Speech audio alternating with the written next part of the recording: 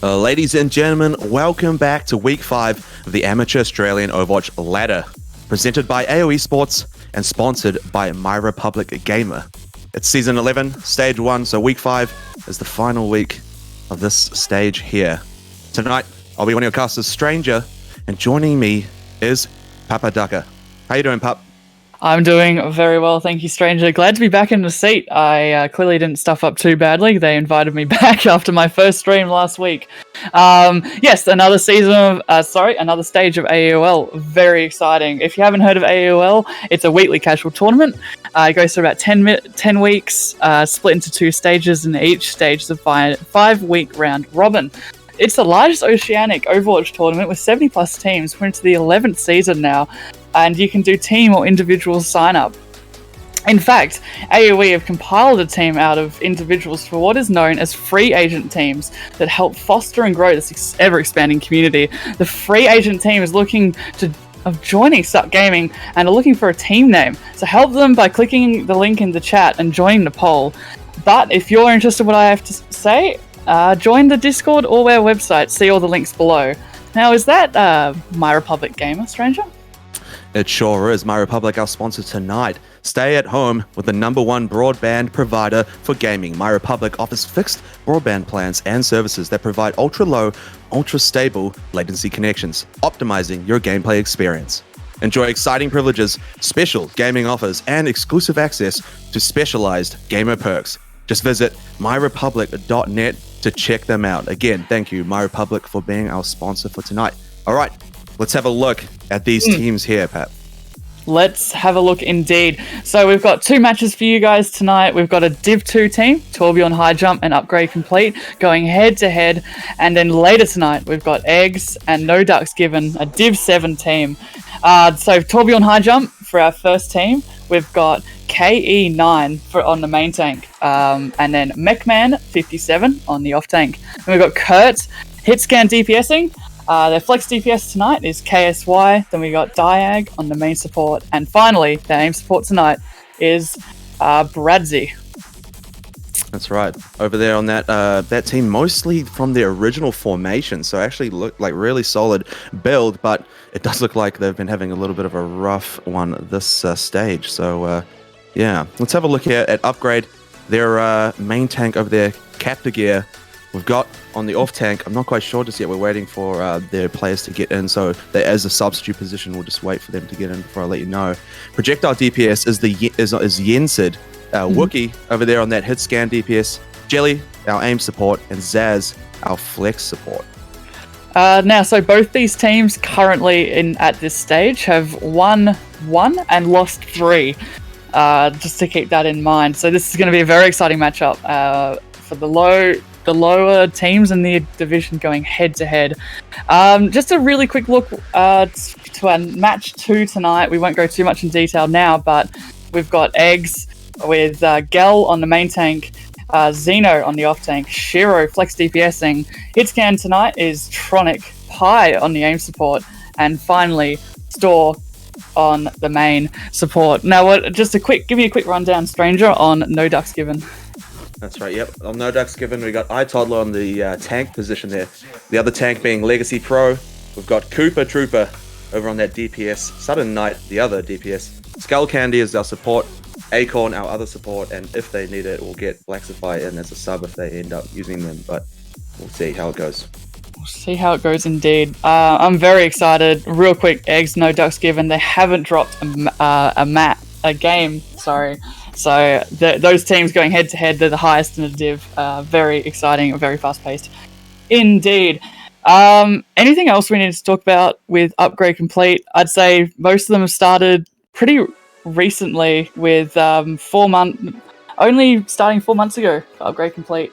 But that's still enough time to get, your plan sort of, the metas, how each other play. So yeah, that's right. As a solid team, I mean, formed during quarantine apparently, so they've, that they were just sitting on their hands waiting to do something with it. So it looks like it's actually working out well for them. They've done pretty well so far in this first stage, and I'm looking forward to how they come together on this, seeing as though Torbjorn's been having a rough one. I mean, Upgrade looking like they're in more of a positive position to take this, but Torbjorn, I've seen them play before. Really solid team when they really knuckle down on it. So I kind of have my hopes on the underdog here, so we'll have to see how that one goes. Yeah, so Stranger and chat, the players to look out for Torbjorn High Jump, we've got Mechman, the off tank, and KSY, their flex DPS. And then Upgrade Complete, I'm told the player to look out for is Yensid. So, and he is on the projectile DPS himself. So it's hoping to see some pop-offs. Yeah, might be a bit of a battle of the DPSs there on that one. Yes, indeed. They both pushed forward their DPS, saying ours is better. we're gonna roll you. No, we're gonna roll you. So it seems like most people in the lobby are ready to go. We're just waiting for teams to say That's right. But if I can just touch on while we wait, my team was also formed out of quarantine. I was thanks to AAOL, I found I was an individual that also signed up, and I was placed on a team, and I absolutely loved it. I'd never experienced out of quick play and comp, and it's just a completely different environment, guys. If you've never tried out just being part of a 6-man team and you've only done comp, it's a completely different feeling than what it usually is like. It looks like we are entering into the game. I'll have to finish up my spiel a bit later on, but first up we're on to Busan Sanctuary. Yeah, this was a pretty good map. This is actually, I think, the last map where I saw Torbjorn play, actually. So kind of a bit of a throwback on that one. I have to just agree with you on that. Joining a team up on AOL is just it's just something else. It's a whole different experience that you just can't get in a normal ranked mode. And the support that these guys give you, with the coaching and the captaining and all that goes on, it is really good. So if you do want to get involved, remember that those links are in the description. You can actually get in on the action if you want to. Yes, indeed. I think by the looks of how the teams are set up, I believe the substitute is called Gloom on the Roadhog. Yes. Right. Yes. Okay. Team compositions looks like the classic sort of brawl dive that we've been seeing coming out from Torbjorn High Jump, and on the right side, Upgrade Complete, running for a little bit more of a Roadhog Winston with the Honor Mercy to damage boost Wookiee on the Ashe. Let's have to see how that goes as they take the fight up by Drum. A good bit of pressure there by the Tracer, but no picks just yet. Gloom. They move back across. They don't really want to take that fight from the looks of things. I think they just want to try and get some positioning on the subjective as they walk on in. Here we go. The point, unlocking a great anti-nade, puts it in, and down goes Kurt early into the fight. So Torbjorn, the man down. There it is with a double as well. So the fight looking like it's solid. They do get the res to bring Monkey back into the fight there, which is great. Out of mech goes Mech Man. Not much without their mech. They're just a man now, I guess. KSY to clean up Gloom in the end as well. So it's just going to push them right back, and it's a good early capture there. I loved... look, the Sombra only works if the tanks can give space, but Wookie was just able to just poke out Torbjorn high jump there. From Sombra not even being able to land a single hack, I don't believe, because Wookie had already taken down at least 2 picks going to this next fight. That's right, getting rid of that Sombra early is great. And look, they've returned the favor this time. We're looking at like the other direction again, getting the second one as well. Kurt making sure that they don't fall for the same thing this time around. Look, they've got the advantage here. Torbjorn really need to make their way onto this point, get some aggression going. Again, Sombra applying that pressure onto the support line as Reaper walks up on that hog. They are forced back, Gelatine to fall there, which keeps their aggression going. That stall really efficient, and they've managed to get Bob on now too, so they're just not giving up this point, but out of fight, forcing out the Lucio ult here is pretty major. They have to now go in with a little bit more to take it out. Bob behind the drum there did force them onto that one side, but not going to find the picks they want. KSY to fall as well, which means that they've got this aggression back. Gloom dying might be a bit of a damage drop though. What are they going to do here? Can they just manage to hold on to it? They will just compete. Yeah, they will. Yeah, they're backing off. They have to. Like, I just think Kurt knew what I said. It was like, look, Pat, I'm gonna show you that you were wrong, and he and you did. Credit to you. Really well played. Here comes a dive in from Monkey, just making a little bit of space for this next fight. Looks like Trace is just trying to backcap to no avail. Oh, here comes a Winston Primal into the backline. Yeah, it's putting a lot of pressure on us, splitting them nicely. The Moira ult is forced out from the Torbjorn side. Is it going to be enough to find a pick here? I don't know. Looks like a good dive aggression. KSY hunting those tanks. Doesn't quite find what they're looking for.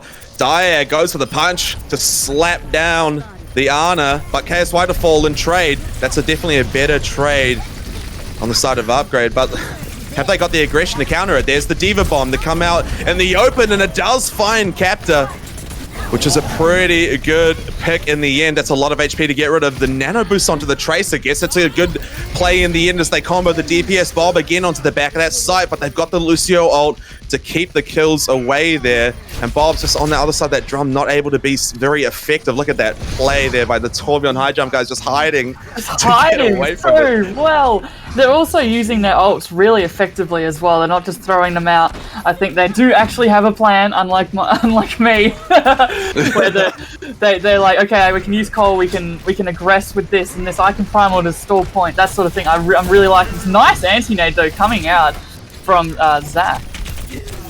Yeah. Apologies. That was a good nade. It did hold off that dive. I thought actually that they might end up getting the pick there. K9 was hunting for it with that low HP, but didn't quite get it. KSY to fall early here.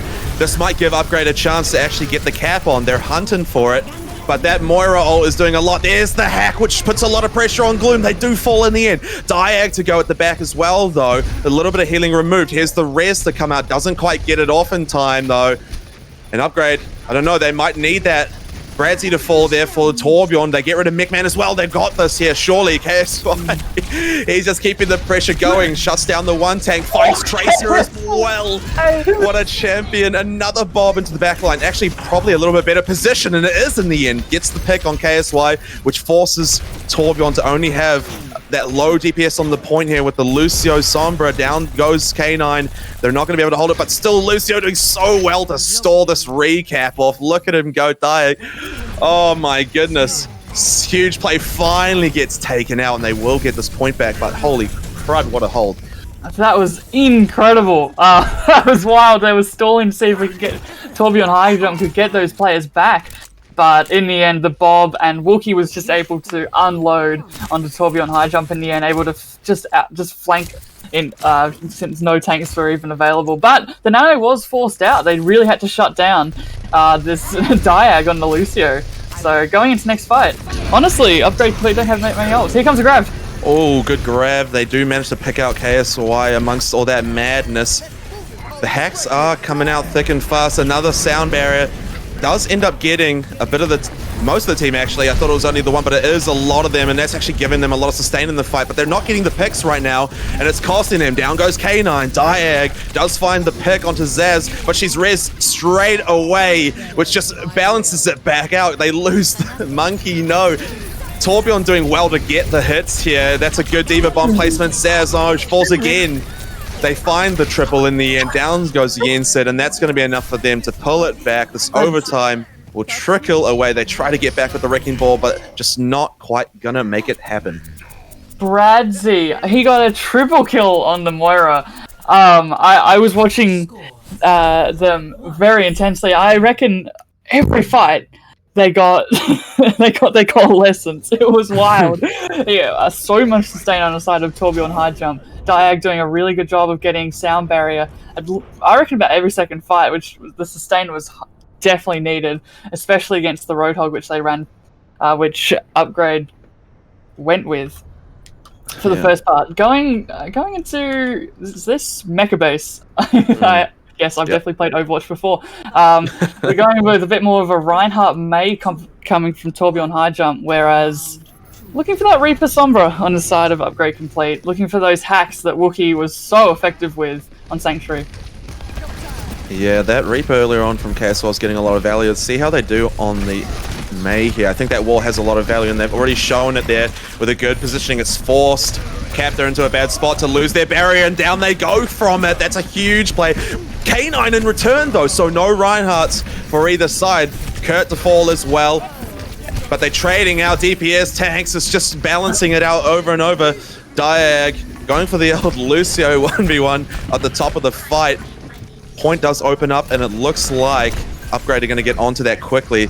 Which just a bit slow there from Torbjorn. They just got a bit too stuck in the fight and didn't make use of the opportunity while they were split to find the kill. KSY to fall on that May there, which means Upgrade will probably continue to keep this dominance in this fight unless they pull something major out here. Just looking for it. There it is. K9 with the fire strike out. They trade out Captor in the end for it, but McMahon to fall. Reaper with the early ult there does pick up Diag, and that's going to seal this fight for them.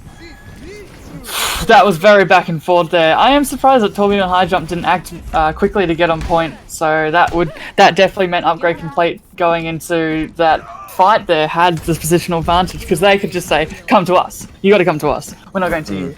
And I'm loving Gloom Zarya. I mean, he's already got a grab coming into this next fight. I'm expecting a really big combo here coming from Wookiee. Is that an 8? That was an 8! McMahon 8 Gloom's grab! That is a huge 8! Oh, but look, they may have eaten it, but they're just not putting that reverse pressure on from that. Looks like Upgrade just going to continue to keep the dominance right now. What are they up to here?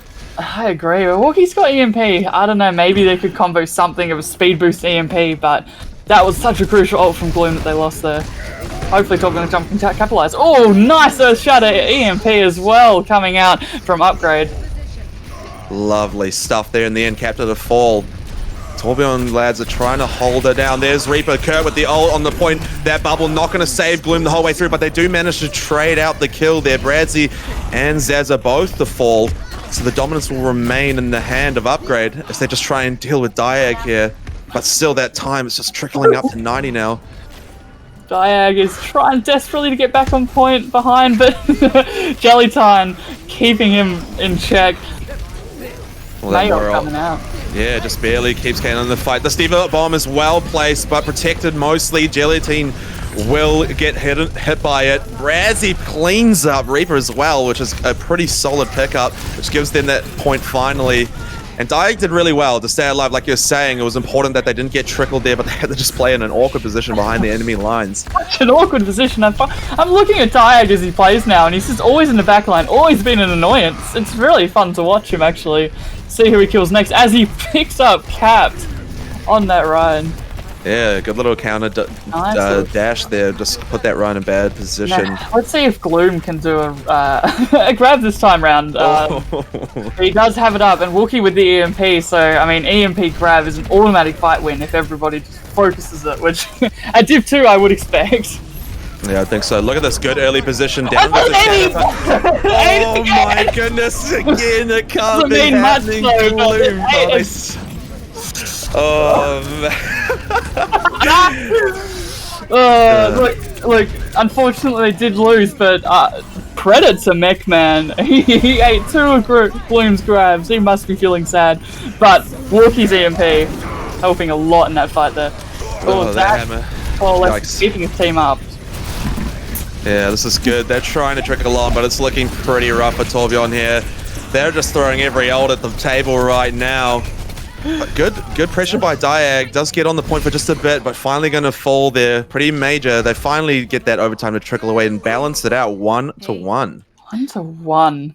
I liked a little bit of Soldier at the end. I am interested to see if he does become meta after the changes that were applied to him. But that's not the important thing. I'm loving MechMan's eats, but the way that Wookiee is getting EMP pretty much every fight from what I can tell, and he's making them count. He's catching 4 or 5 members of Torbjorn high jump, and they've got very good target focus as well. Not, everyone's not shooting at 6 different people. And I feel like, Diag always been in the background while, he does pick up the occasional kill. I feel like, Jellytine with his Lucio, with his team, speed boosting him in, is a little bit more effective, especially on Mecha base. Yeah, I have to agree. When you're in the back as Lucio, you're not quite getting that value from that AoE heal like you need to be to sustain that team through those kind of fights. And we got some interesting play here as Torbjorn, they go around the back side, but with the pharmacy, they're actually still having pressure applied to them early, which is pretty good from Upgrade. There's the dive on with the monkey to try and just disperse them a little bit. Huge anti-nade seals the life of K9, and this gives him such a great advantage to take this point straight away here. A little bit of pressure from Bradsy, but they commit on their own, which is just not going to work out. What are they going to do? Torbjorn guys are mostly split up. They tried to play that high ground, but the Pharah is just putting so much pressure on. They can't quite hold it. They're forced out finally. Yeah, and they couldn't play at the speed that you'd need, especially without a hit scan, to run over and just ignore the Pharah. Unfortunately, the Pharah just got time to just get her rockets into the back line, into Monkey's face, and that anti-nade really did seal the deal for KE9, making him go back to spawn. I'm loving the Bull's disruption as well, getting into there, pile driving onto Diag and Bradsy, making them overcommit and then capitalizing on it. Yeah, it was quite a good disruption in the end. Look, that MechMan trying to absorb some of this pharmacy, but with the Tracer, I don't know if you're quite going to counter it. That's a good pick onto Diag. Diag going full DPS on us all game long. I love Lucio that wants to be on Reddit. Good pressure onto the point right now, but look, they did. Oh, that's actually really solid. MechMan to get rid of them with the dash to make it happen. That's good. Now they've got to get rid of this Pharah on the high ground now. It's still putting out a lot of damage. The pharmacy finally goes down. Diag, legend. What a god. Okay, my man he in between those 2 matches, he must have gone back on Reddit, gone to r/Overwatch and said, I'm gonna make you guys proud, I swear, for that free Reddit karma. So he picked up 3 or 4 kills there. Correct me if I'm wrong, but that was really well played. The aggression was definitely required, and Diag delivered. Yeah, still look at their position even now. They're up on the higher ground. That's a great hack comes out. Oh my lord, it just gets most of the team. Diag probably the only one safe from that. But the monkey ult comes out. Was that just before? I don't know how they managed to get that out in time. Must have just been on the cusp of it. And no one gets a pick either way so far. So mostly a lot of ult commitment and just no output from it. Pulse Bomb does pick up too. KSY getting both supports with that is massive. The pressure should be on here. They should be trying to find some kills and get the trickles. There it is. KSY had to go. Yeah, a solo hunt. They do manage to get it, but get taken out themselves. Wookiee as well to fall. So that actually ended up being pretty solid. They did find what they needed in the end. That was very well played. I am though, like, Zaz is doing consistent anti-nades on the monkey, but with no aggression coming from the side of Upgrade. He's just able to back up. Yeah. But having said that, KSY gets picked off again by Yensid. Good pharmacy going again. The pressure's on. Down comes the sound barrier. That's just not going to cut it for a D.Va. But actually, what it did, delay. I'm so confused. He got booped off the map from the He Diva did. Bomb? He What? got- Nice. I Okay, I'll take it. That's beautiful. KSI gets back into the fight and gets revenge on that same Pharaoh that took them out earlier. Mechman to fall there. Unfortunately, without that mech, he's not going to be able to survive. A huge boop to come out from Dyer, just getting rid of those tanks. But look, are they going to be able to just continue the aggression on their own? The overtime is ticking away here now. Diag tasting a bit of his own medicine with Gloom, knocking him into the train. But Diag, my man, he actually originally booped Gloom off, but then Gloom got also Diva bombed off the edge again. So very well played. Okay. Yeah, that's how it happened. It was a very confusing series of events. But coming into this next fight, it seems like it's Upgrade's defense to win, to be honest. They've got really nice Nano Barrage if they want it, or Nano Monkey. Whereas, honestly, I think Torbjorn High Jump just have to Echo Push this, unless they get an amazing pick. They have to have that pulse bomb, really, don't they? They have to make it really solid. Here's that boosted Pharaoh. Takes their main DPS out, and it's going to be enough for them to not be able to get to the point. Oh, that's unlucky. I didn't even notice that. When it flashed in front of me, I was like, oh my gosh, yeah, okay. Well, congratulations. Was it Upgrade? Upgrade took it right. I was out of that, but congratulations, Upgrade, taking the first map 2-1. Bradzi getting the Coalescence, like I said, pretty much every fight. Look, picking up 2, that make that a 3rd, and keeping his team alive during all of that. I'm seeing a nice 33% of team damage taken, and Diag 44% kill participation. Look, he may not have won. May not have won the battle, but you know, he made a mental divot in Upgrade Complete. But congratulations, Upgrade Complete, for taking map 1. I did like the Farah Mercy coming out there. They didn't have much of an answer to it, Torbjorn High Jump. They didn't switch to a hit scan, or alternatively, they didn't play fast enough. I felt like Diag knew to go super fast, clearly, because he was in the back line constantly. But once they lost that push, there were a lot of ults down, and Upgrade Complete just barrage there, and then Nano, and it was over. Looks like the next map will be Eichenwald. Yeah. I have to say that, that play at the end there really was just the nano boosted ult to take Lucia. They couldn't make it to that point. I think that's what they were relying on. They were just relying on Diag to get there to make the touch, and just getting absolutely slaughtered on the way. It was slaughtered. I'm reading in the lobby chat. Somebody said, hi Reddit, and then Diag's coming back with don't out me. But it is true, he is Reddit Lucioing, but he's made it. I reckon he came with gold elims. But actually, one thing I do want to talk about was Megman's eats on Gloom. Ooh, I don't know if that was just a hard read. Unfortunately, I didn't get to watch it, but he just seems to read exactly when Gloom was about to fire it. Anyway, okay, so Eichenwald, one of my favorite maps. I personally really love Eichenwald, mostly because when I used to play Ryan, which I don't anymore, because I'm a very bad tank. But I knew just in my low silver, low gold mind to just hold this point. We'll see what these guys do, because they will be miles better than me. With K9 and Mechman, again with that sort of brawly dive that we're seeing a lot of this season. But look, I doubt Upgrade Complete on the attacker running with the Bastion. But look, I'd love to see it. I wouldn't be past it. I'm honestly down. Interesting. Yeah.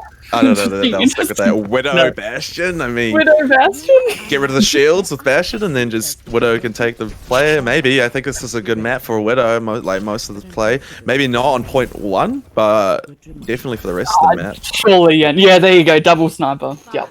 This does seem a little bit better, but KSY not opting for the Reaper, instead opting for a little bit more of a flanky Tracer style. See how he goes on that. Yeah, I wonder what kind of... I mean, the tank line for Upgrade, that Monkey's really got to try and disrupt, but the rest of the team need to make sure that they're moving as well. Split them on the angle, get them turned around and get those headshots off. That'll be important. We got some good aggression earlier on. It's basically just the two Monkeys fighting it out as Gloom joins in the battle and puts the pressure on K9. Bradzi just barely getting the healing, but playing in that bubble is really dangerous. They managed to get out in time. K9 knows when it's time to give up. They're asking for a pause here, though. Yeah, we're definitely... Something's going on for somebody there.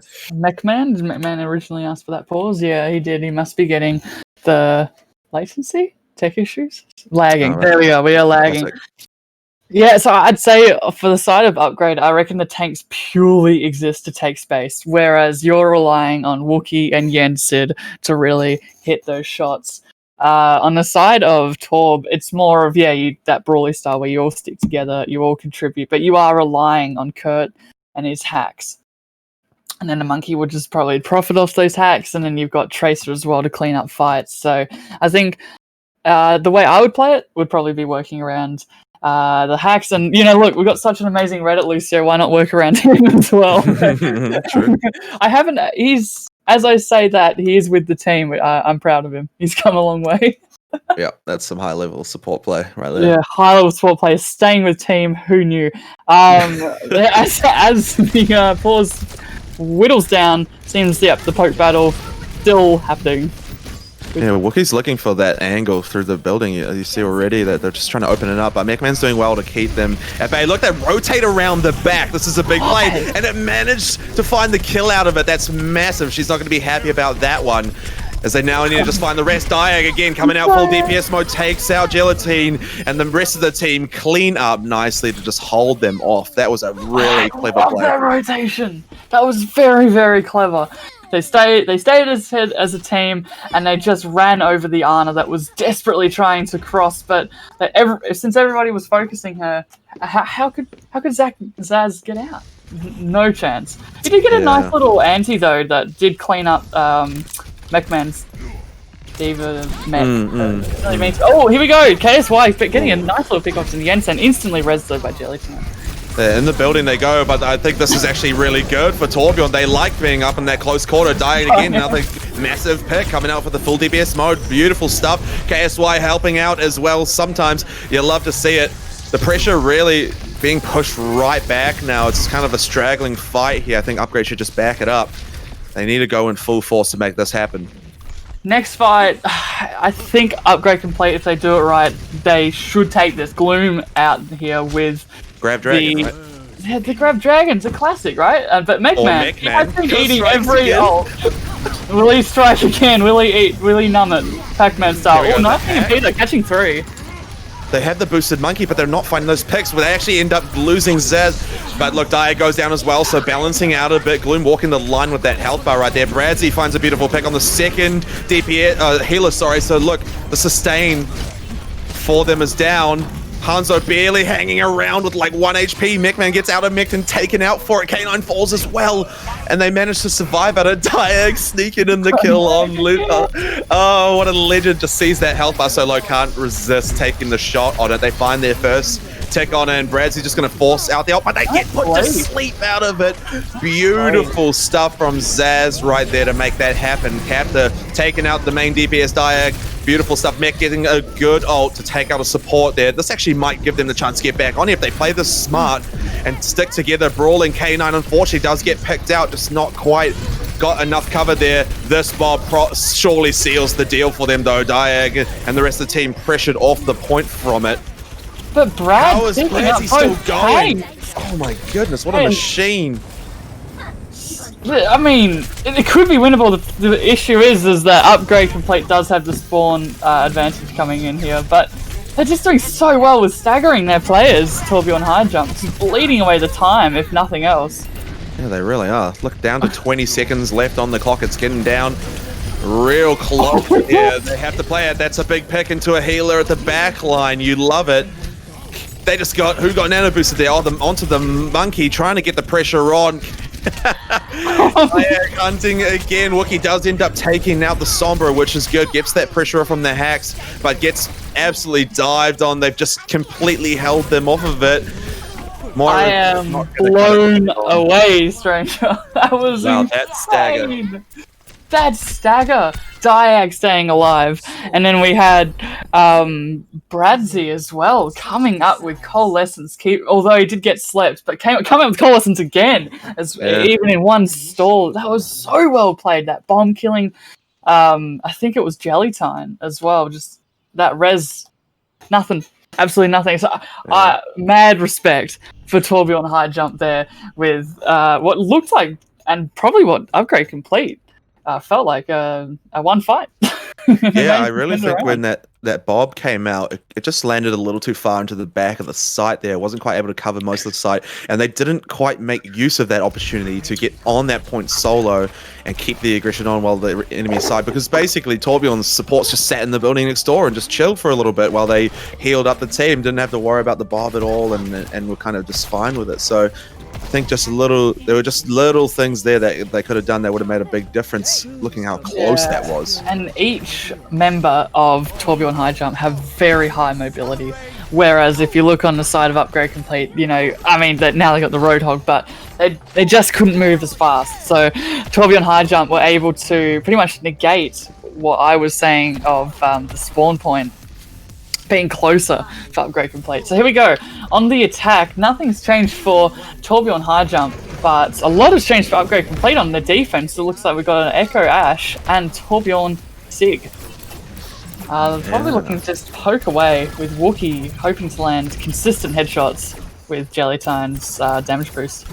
And look at that ult percent for the Echo already at 30. Man, they're really farming up. Wow, that is a good bit of damage here. The hack on Captor just puts so much pressure on them. They do go down there, trying their hardest to get on this objective. But look at that brawl. There just is so much pressure onto that backline that they can't do much about it.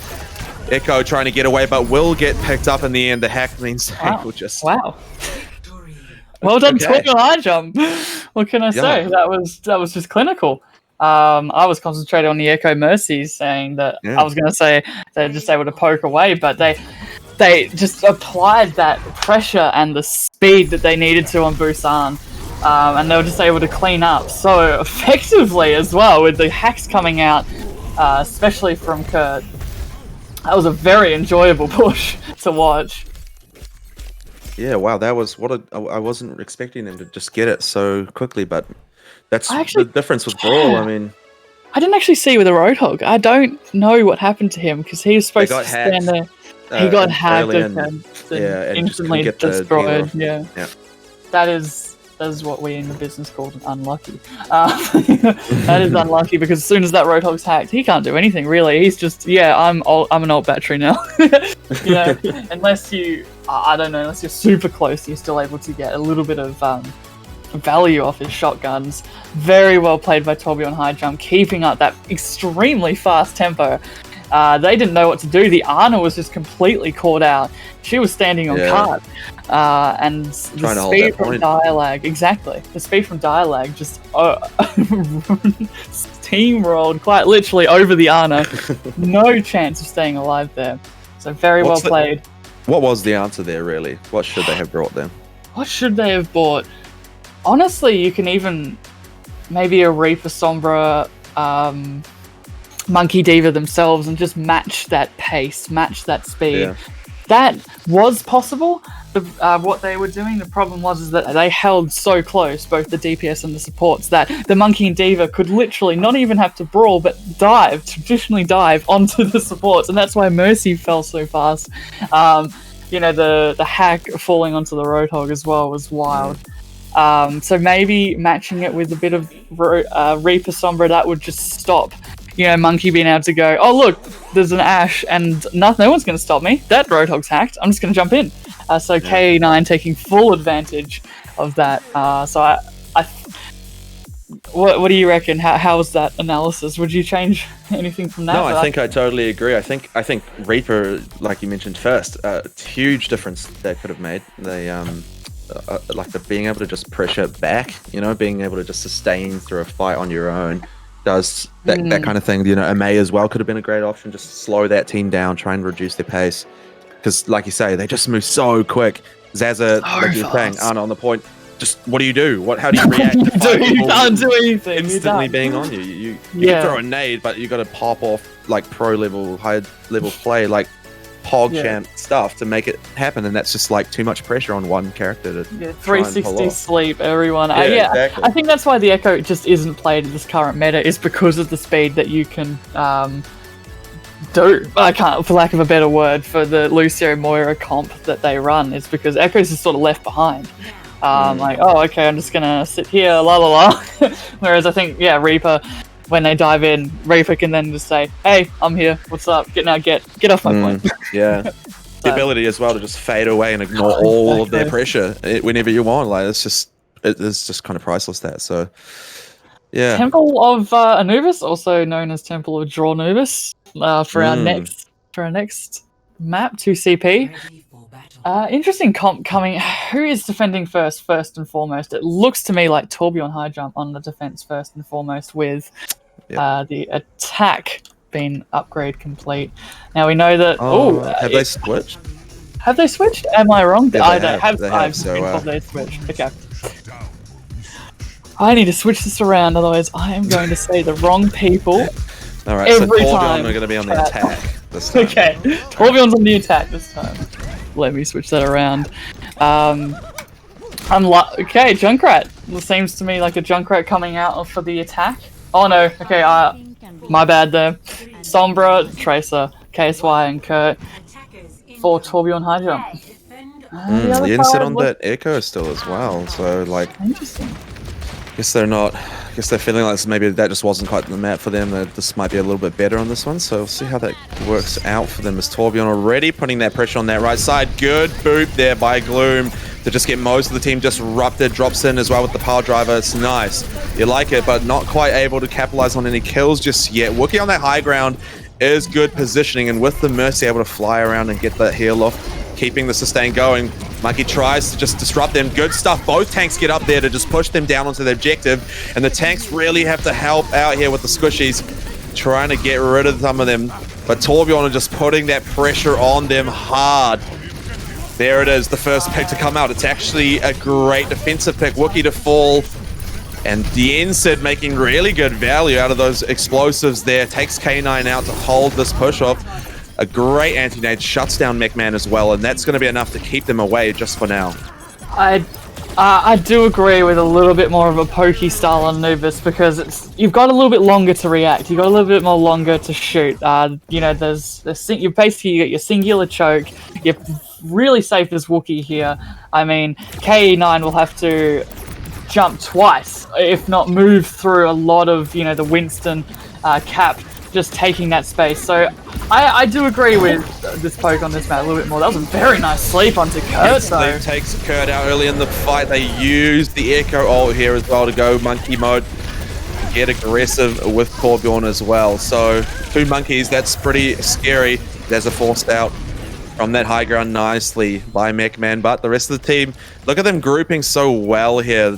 And managed to hold together mostly, other than losing that Sombra. Tracer goes in, trying to get the high ground. KSY not quite able to make it, but McMahon gets up there to just put that pressure on. Gloom gets an lovely pick on KSY at the back. Bob drops onto the point now for that defensive hold. I don't think it was needed. Maybe not, They had already won. Yeah, with 2 monkey ults, we saw that fight thanks to Jensen echoing the Mercy. Quite literally. Echoing the monkey, apologies, not Mercy. But, you know, look, I like this space that Torbjorn High Jump have taken. They can't really pressure them on the side of upgrade complete, so they're just waiting for more manpower. And then I reckon they'll push out, perhaps onto the Ash, the lowly little Ash, but we'll see what happens. Here comes a bomb coming up from MacMac. Oh, the hat comes out, but the bubbles, well placed, managed to keep them looking good. They do manage to find another pick. The KSY really hunting well. The pressure's on with that boosted monkey, though. Trying to keep the aggression. The rest of their team just not able to hold it. They have to use the ult here to try and keep it going, but they're letting ticks go by not being on the point right now. Burned through most of the ult. Not there. They've will come out of it with the barrier up. It gets Gloom back into the fight. Spin to win. Here we go. Monkey will fall. Gloom to go down as well, and that's going to be them getting that first objective. That is Torbjorn High Jump taking point A on Temple of Anubis. Well, very well played. 4 ults there? They used 4 ults to get on it. Yeah, they used a lot of ults to get on it, but unfortunately that's just how 2CP works. If you lose one person as the attackers, you have to go back. You have to run. And then again, you might use 6 ults and not even get the point. So Well played by Torbjorn high jump there. Oh, Echo forced out to use ult there. He would have died. Good pressure by McMahon to make that happen. They're very split up in this fight here. Even with the two monkeys, they're not quite able to get the pick out, and they will just get them out of that form nice and quickly. Upgrade doing well to stay alive during that. Unfortunately, KSY does go down there in the end. Yeah, they're just. Torbjorn high jump, they have to back off. They have to wait. They can't do, especially with Cap Gear getting 2 picks. Beautiful, and then Red's coming out into Gloom. Oh, and make that a 3rd. Yeah, no, this is the time to run. Next fight though, Kurt coming with EMP, KSY with the bomb. Bradzy, should I even be surprised that they've got coalescence? It just feels like they've always just got every it. time. Yeah. Every time, I should just assume at this point. Whereas on the side of Upgrade Complete, not as many. Although having said that, Jensen already got duplicate ability. Here it comes. Here we go, Torbjorn rolling. That's a great ult to come out with them. They've got, again, the Echo clone to hold it off a little bit. KSY finds a good pick there on Zaza, which means they haven't got the sustained healing. Pulse Bomb's good, but on a Moira not going to work out. Does manage to dodge out of that one. Wookie will fall as well. Now it's just Cap on the point, trying to do what they can with that ult. The Ensign just getting taken out. KSY's popping off right now, absolutely cleaning it. Mech managing to get Gelatine there is a good pick on a healer. Zaza's just picked up KSY though, so they've just got rid of all that damage potential. Cat managing to get on as well and does get Mech in the end, so they've pushed this back here, maybe enough to hold it. I think, yeah, the uppercut there finds dying. They've done it. They've managed to push Torbjorn high jump off that point. I mean, the spawns are so close. Like I said, you could do all 6 ults at once and you wouldn't even get the point. So very well played by Upgrade Complete, going onto that ball, going onto the Doomfist, making sure to get back onto point as soon as possible. Yep. Next fight. No, Kurt already with another EMP. Brad's Z. I'm disappointed he doesn't have a call. He or she doesn't have a coalescence, I must say. Shaking my head, man. But no, he'll get it very soon. Nice EMP onto the backline, getting both supports, but getting put to sleep as he EMPs. That is huge. That's a massive nade from Zaza, though. Does come in and put a lot of pressure on. Monkey's forced back. And in the end, it looks like KSY is going to be the one to find Gloom there. This is good. They've put the pressure on, but it just wasn't quite enough for them to get on this point. They really need to kind of find a way to just break through all of them in one go. And I don't know if this kind of build works like that. I thought that maybe the EMP bomb would be the way to do it. I wouldn't even do EMP bomb against this comp because they're very movable. You can move around a lot. It's not like Ryan's are. So usually you want EMP and then just rush into them as fast as possible, which it looks like Torbjorn High Jump are doing to their credit. They've picked up 3 kills, KE9. Nice kills coming out. Yeah, they're staying on that objective, keeping it good. They take Gloom down. There's the EMP, the bomb to make sure that they keep the pressure up. But like you say, just so much movement. Zaza manages to get away with it on the Lucio now, I see, but it's just not quite enough for them to get this team off the point, and they'll manage to find it. A good push by Torbjorn to make that happen. Well done. It wasn't overtime for Torbjorn High Jump, but they got it, and that's the main thing. Going into their defense now. I wonder if they'll stick with what seems to be working for them with the Sombra Tracer on this map, or maybe they might go for a little bit more of a poke, especially first point with Ash Mercy, just like we saw from Upgrade. But very well played. I noticed, excuse me there, but that bomb was also not just, it might not have got a little bit, it DM'd my tongue apparently, might not have picked up any kills, but it certainly displaced the team enough for no heals onto them, onto Upgrade's Monkey, instantly falling. It seems to me Reinhardt for Cap's Gear coming out from Upgrade. Maybe they're just looking to really run into them very hard and fast. Yeah, here we go. Rhymes are on the side of Torbjorn High Jump. Yep, there it is. KE9 and Mechman on Winston Diva respectively. But yes, like I said, there you go. Ash Mercy, a little bit of poke on the defense. Yeah, because you can get away with that. And KSY, he got 4, I think about 4 picks for that last fight alone. So fair enough to him that he is staying on that tracer. He is popping off at the moment. He's found that aim. and he's making Upgrade Complete know about it too. Yeah, for sure. Finding a lot of value, which is the main thing. And those pulse bombs, I feel like we haven't seen many of them in the kill feed. That's all. That's the one part that I'd like to see a little more of. But other than that, like you said, that when you're still getting the value from those two little guns, who cares, you know? Who cares? Yeah. All right. Looking. I went. Yeah. Here we go. Just full on aggression here. That's what you want. Lucio just walking into them. Reinhardt's just come at me because you got to get super close with Reinhardt's Zara. Yeah, Torbjorn getting a little bit split up there though. They weren't quite sure how to deal with it. That's a huge bit of pressure from this Reaper right now. And down goes Kurt. That was a huge push right now. Look at the aggression. Like you were saying, that's all they needed to do. MechMan just knows when a fight's lost, just not quite wanting to hang around with that Reaper floating around. No, Torbjorn high jumped. They were like, yeah, no, fam, I'm out. Which is fair enough too. They lost KE9 so fast into that fight. And look at them. Already on point B. Jeez. I can't even color cast. That is so fast. This is what they needed to do. Just get on point immediately. Don't let them set up. Don't let them get comfortable. Come on. Yeah, they've got this ult advantage first as well. There it is. Zaza out with that Moira ult nice and early, keeping the aggression on. Gelatine finding K9 out of that. That's the picks they needed. They just have to get rid of this Lucio and they'll be good to go. But Diag is a deadly force. Got to watch out. They're going to try and go in for the touch at the last second. A bit of pressure on, but not able to get there. I couldn't do it! That was insane! I love that attack! The aggression from Upgrade Complete! They've been taking notes. Apparently, the round was less than 2 minutes and capping at 5 minutes 35 seconds. That was incredibly fast. I was trying to, you know, compliment how fast the first aggression was, and then as I was finishing my sentence, Upgrade Complete was already on point B. Like, yeah, no, we are ready to take this point, and we are ready to take it right now. And that was really well played. It's exactly what they needed to do.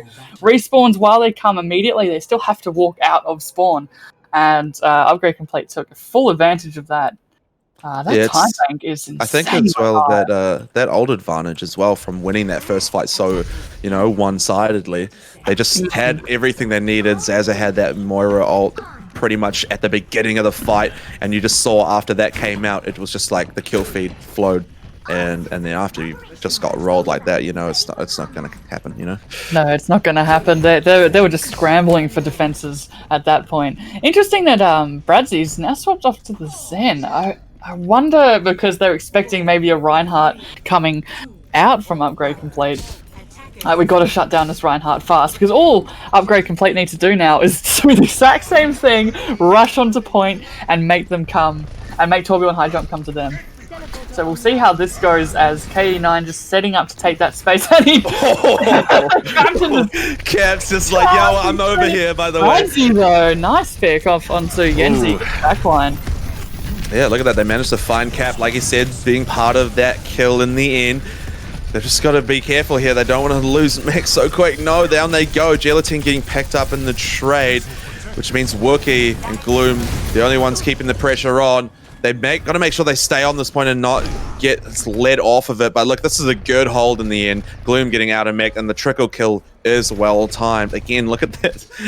Look at them up on that high ground, just getting ready to go in. Right? Cap, I was not expecting that from you, man. That was insane. My goodness. Look at Cap just walk on up. They just don't care. No. The wrecking ball in the back. I think they start. Pick again from Brad's. I think they should start caring, though. They're doing a lot better at just giving them a little bit of space, and then finally, like, yep, now our Zen can just discord you, and we're going to focus you. I think that's a lot better. They're ready and they're prepared a lot easier. The tanks aren't taking nearly as much damage as Torbjorn high jump's first defense. So yeah, now they have to rotate to left side. They have to push that Zen off the high ground because he's just getting it for free. But look, that Widowmaker still has a lot of potential. If Wookie can get positioning and win this Ashe fight, they need to. There's the aerial flight. They get the shot. Beautiful stuff. All right, the rest of the team now. This is their chance. Wookie does get picked off by Mech. He went straight into the backline. He's like, yeah, you kill my Ashe, I kill you. He does fall down again, KSY. It's Gloom's bomb, though. Yeah, that's a big play. Yensid finds McMahon in the trade as well. Zaza getting picked up. They pop the Transcend to try and let Monkey win this fight. As the Shatter comes out. Does it actually get anyone? No, it looked like it didn't connect at all. That's unfortunate for him. But Yensid making up for it big time, finding both the supports. This is going to be rough. McMahon knows what they got to do, but gets hacked out the pile drive. Not going to let them get any of that. Reaper ult just shuts KSY before they get anywhere near that objective. And surely they get it here. Look at the stall again. Still, Torbjorn just so good at making it slow right down. They end up finding it in the end. GG's to Upgrade Complete for taking that map pretty convincingly. 2-1 there. That I will never get over that first attack. That was insane. I think that was Upgrade Complete's map to win in the end. I mean, yes, the first fight went poorly, but you know, they were just gaining ults. And I mean, look at how Jensen's just able to press W and delete the backline of Torbjorn high jump there. That was very well played. Beautiful. Oh, that was beautiful. I'm trying to think of what they could have done better, but unfortunately, that first attack, coming out from Upgrade was just so convincing that it was going to be an absolute miracle for high 5 jump. minutes for one. 5 minutes 34 seconds is wildly fast. Yeah, that's insane. So well played, Upgrade Complete. They now. Have we got a drawn season? Or no, they now lead the series 2-1, I believe, taking out Busan and Anubis with Torbjorn high jump. Oh, looks like we're going into Watch Point Gibraltar for the next stage. We might see. That's kind of those kind of comps that they've been using. Probably just stick with that kind of thing again here. Yeah, this would probably be Torbjorn high jump's map to pick. Correct? Does it loses pick? Mm-hmm. Yeah, so they're probably looking for that. Perhaps because they're really favouring the Mercy Diva, so looking to pressure that high ground for the attack, and then defense is like where you just take the space and then just hope that your DPS, and if they do play Zen, just pop off from very far away. So it'll be interesting to see what comps come out from both teams here on Watchpoint Gibraltar.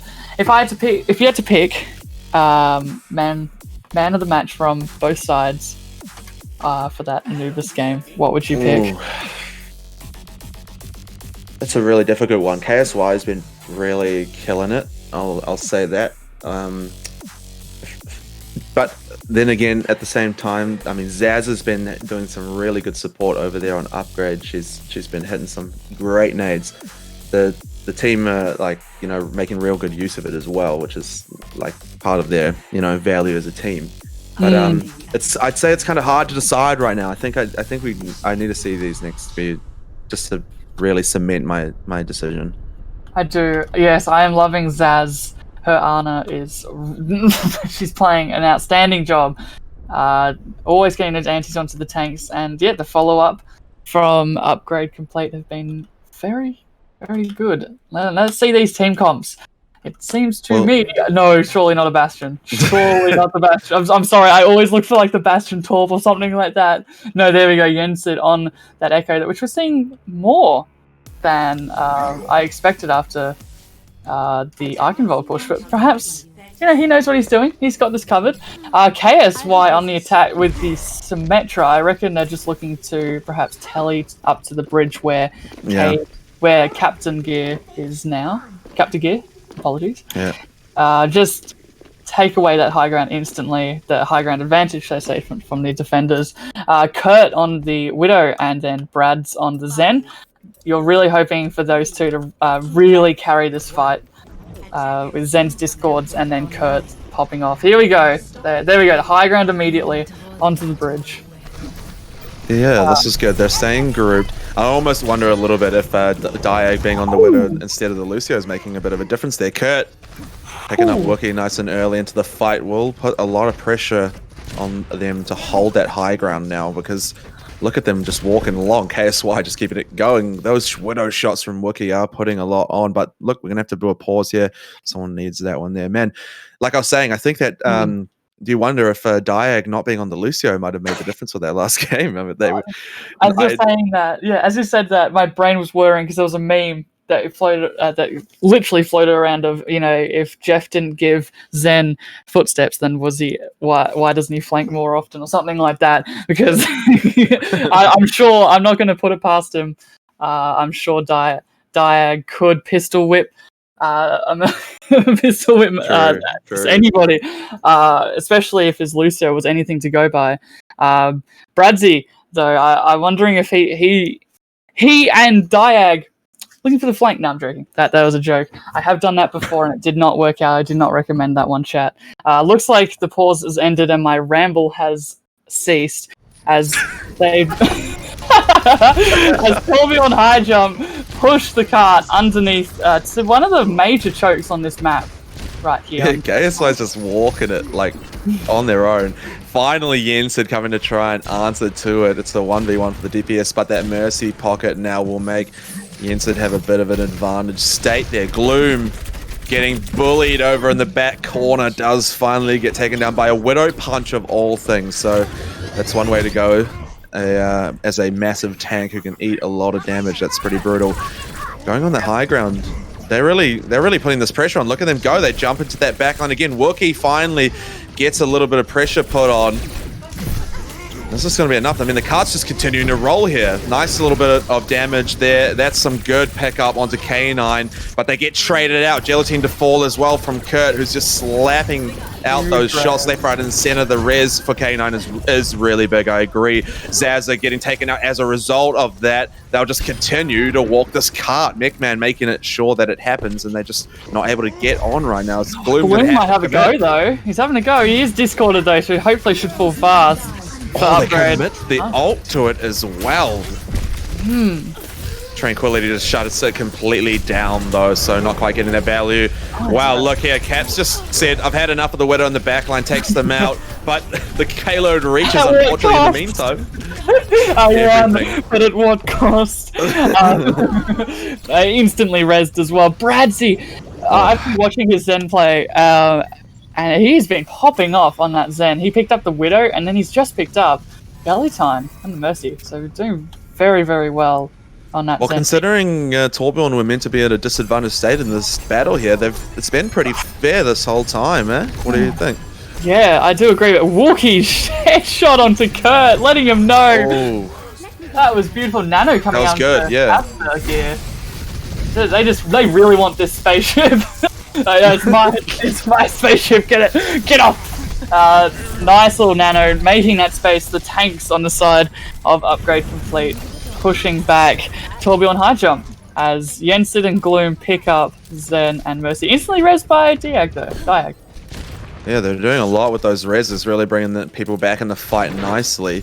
That was a really scrappy battle. I mean, a little bit of everyone all over the place, and I think that's kind of not working well for Torbjorn high jump. They work much better as a group, and as you can see, Liz not really taking that fight out.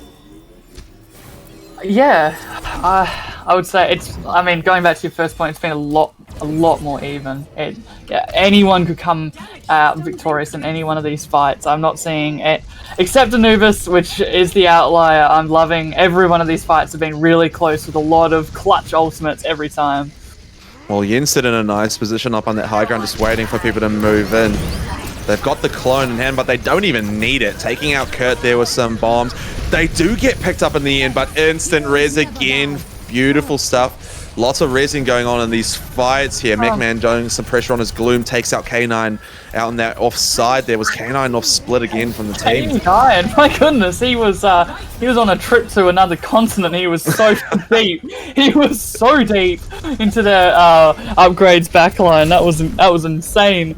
I don't know what he was trying there. I mean, at least he's got ult, I suppose, if that's something we can positive out of that one. So going into next fight, Torbjorn high jump do have a lot of ults here. I wonder how they'll use it. Here comes a bomb from McMahon. See if it gets any picks, and it does. It picks up the Mercy, which is huge, and Jensen's ult.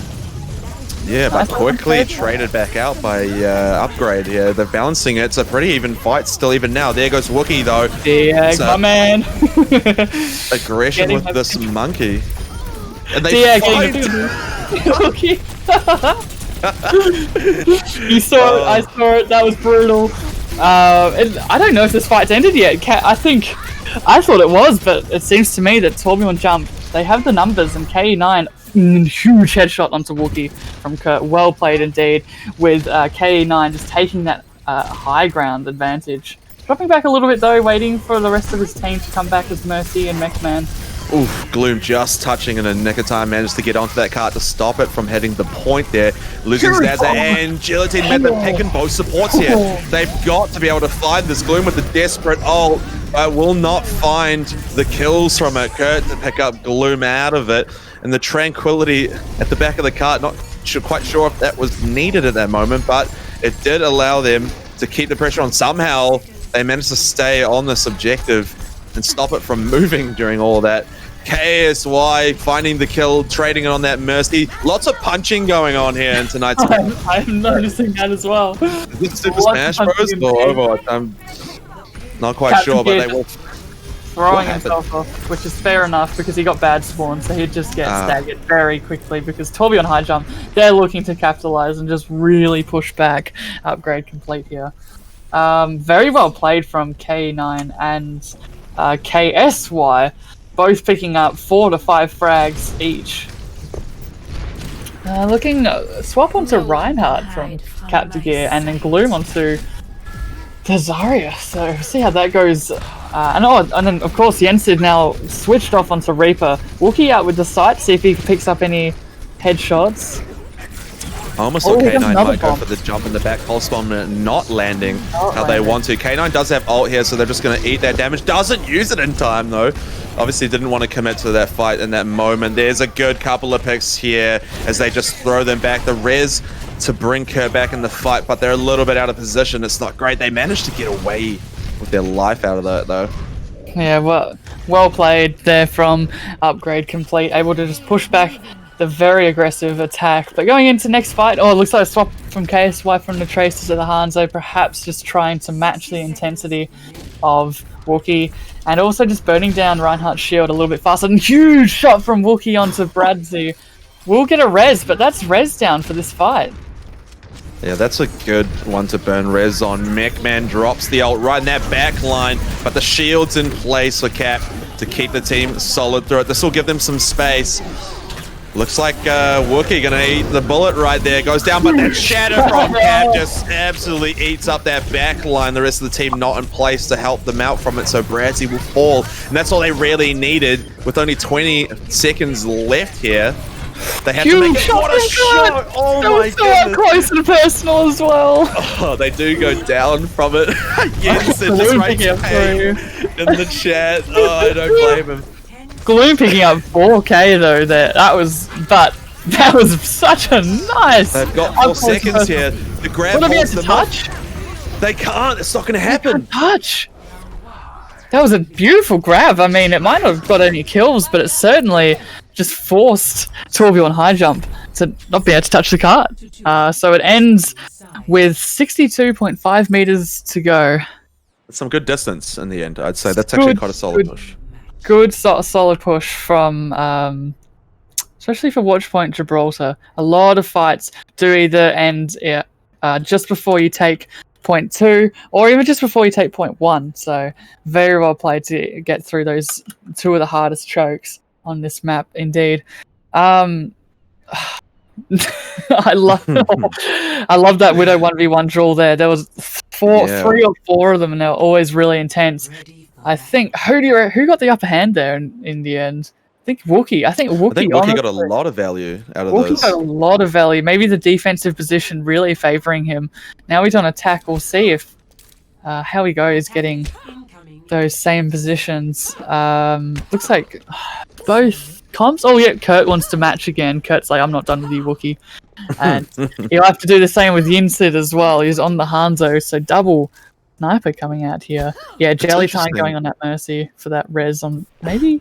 Oh, are we seeing an Orisa? Orisa on attack? Whoa. Okay. I've not seen Orisa in a whole 2 months. No, there's Monkey. He's back. Just the bait. Man, it is really interesting that both teams still rolling that Widowmaker, even though both also have the Monkey to counter. So they've been having a rough time. Kurt! Letting him know. I told you I was gonna get you, and I did. Nice. Oh man. Good res, but that's an early show of mental dominance. What are Torbjorn doing here? They're just giving them a lot of space for free. Wookie returning the favor. Oh, I love this. This is just Widow 1v1, and everyone else is just here to watch. Nice res again, so both res back into the fight. Now it's winner takes all. There's no more resing anyone into the battle. Yensid gets rid of a healer early, which is good. Torbjorn going to struggle with that. Kurt to fall as well. Gelatine is traded, but they still have that man advantage. They lose both healers, though. So now Torbjorn should just be pushing W. Surely they want to just trickle in the rest of the kills.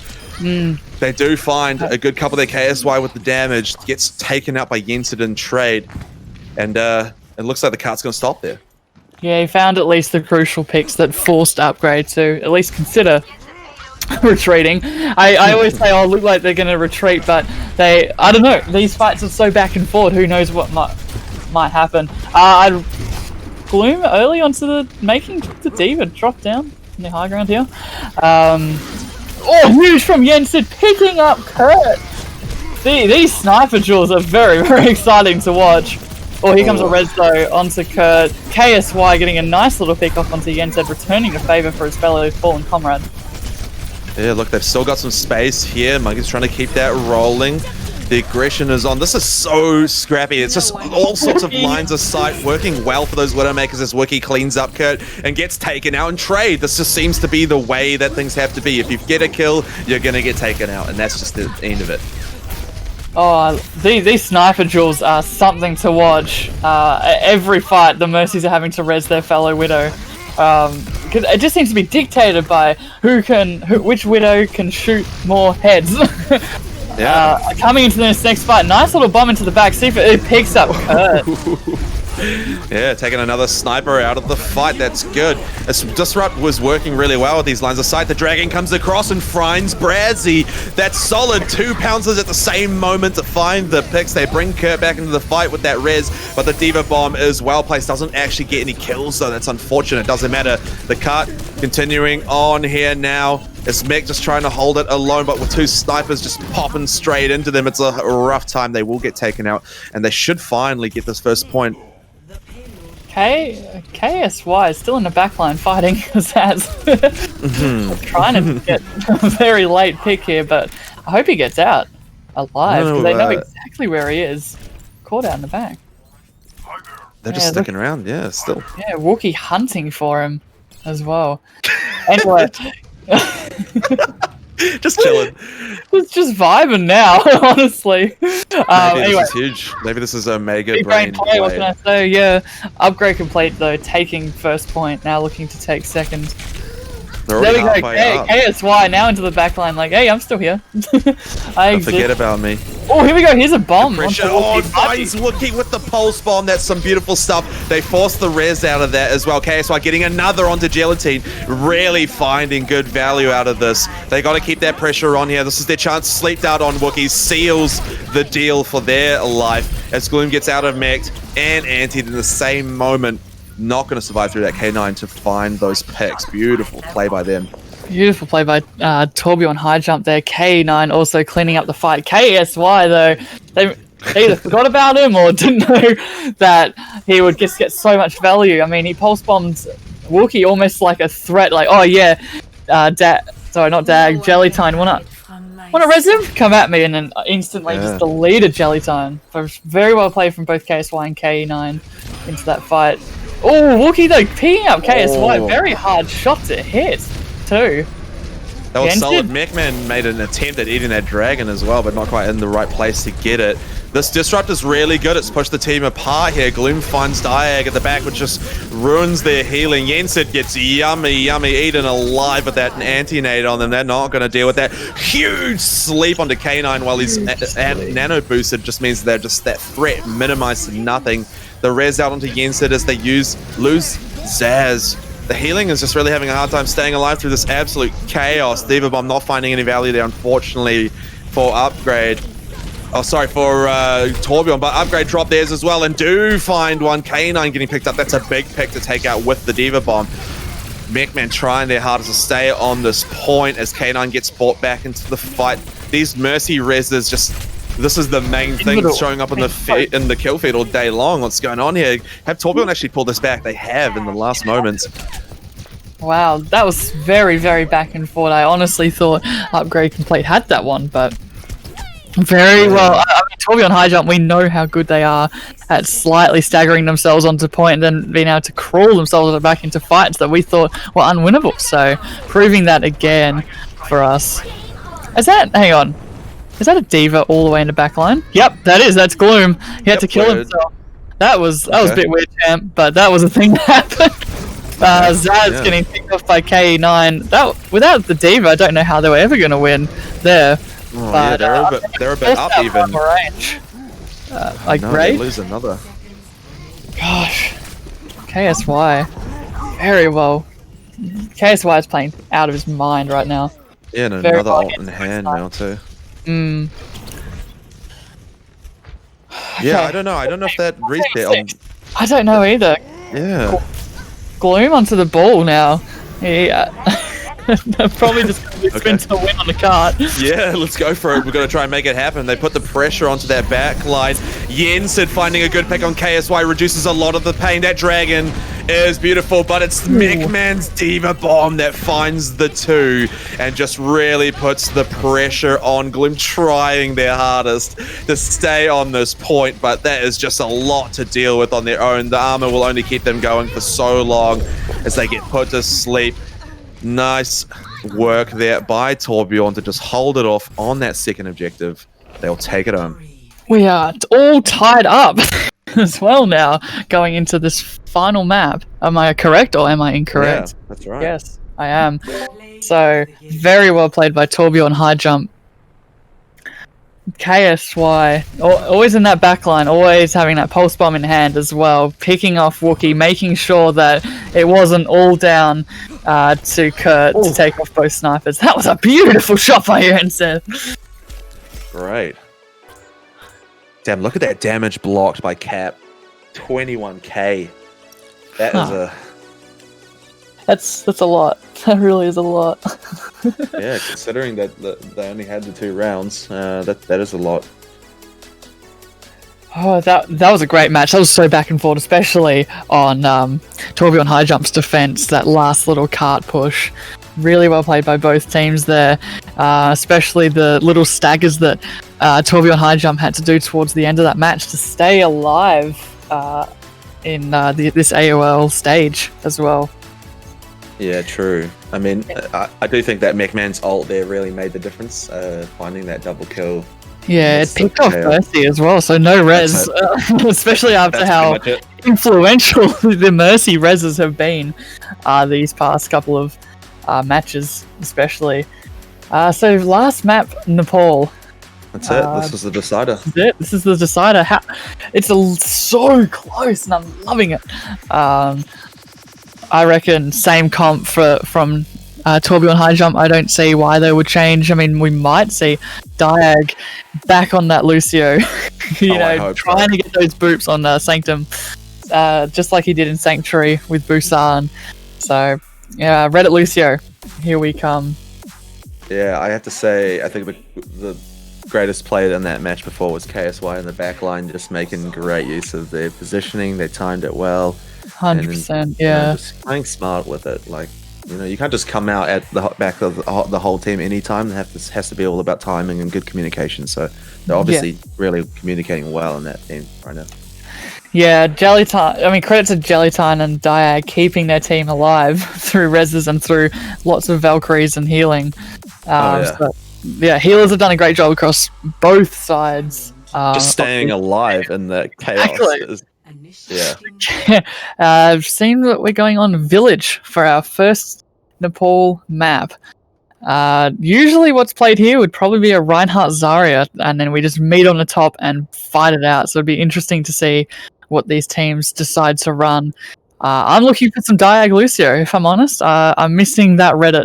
I'm missing the Reddit Lucio into the backline. Picking up more frags. He has answered my prayers. Thank you, Lord. Absolute legend. Guillotine trying to have a go at it as well. Yeah, Lucio v Lucio. Here we go. I think based on how Jellytine played Lucio on Busan, though, he was much more of a team player. So we'll see. I mean that in saying that he was with the team just a little bit more, just casually. It seems like MechMan though going onto the Diva, whereas Gloom favouring that Zarya yet again. So I think on the side of Upgrade, they're looking to really rush in. Although they are taking point. No, they're going to take point. Apologies, they're taking point immediately here. Okay, just give up that high ground and go straight for the objective. I like it. They're putting the pressure on early too, which is really good. I like that. But this is going to favor Kurt a lot. That Mei wall just says no to the whole team. It might have been a bit early that they break through and get the freeze off on Mech, counter on the charge there in either Reinhardt getting that pin off. And the aggression, they split the team with the Mei wall. That's huge. And it allows them to get K9 out of that fight and convert this point down. Jelly, what's up? Beautiful. Well done, Jellytine, picking up those 2 frags. Well played. Those Mei walls were, especially the Mei wall coming out from Yensid, really solidified the position for upgrade complete. Yeah, both the supports on Upgrade really popping off there. I think Zaz got the last 2 picks as well. So. Both Moiras already have coalescence as well coming into this fight. It looks like trying there straight on them, but they split them off this time. Oh my lord, this is just a mirror of the aim and a half. They used the Shatter along with the Mei Ice. I don't know if they needed to, but they did get the picks out of it in the end. And that's a good retake. Mech just resets out of that, and down will go Diag at the end. Especially after getting split as well. They did have to commit a couple of ults, but I think it's worth it. I mean, look, they're both support ults coming up for upgrade complete, as well as Gloom's grab. So it's not like they've completely depleted all ult bank. Whereas on the side of Torbjorn High Jump, they are coming up with a few very impactful ults. 4 ultimates on the side of Torbjorn High Jump. They're taking point again. Let's see if these Mei walls come out to play. God, they do. They split them once again on both sides. Lucio does manage to get in. Diag just making sure that his team gets those heals.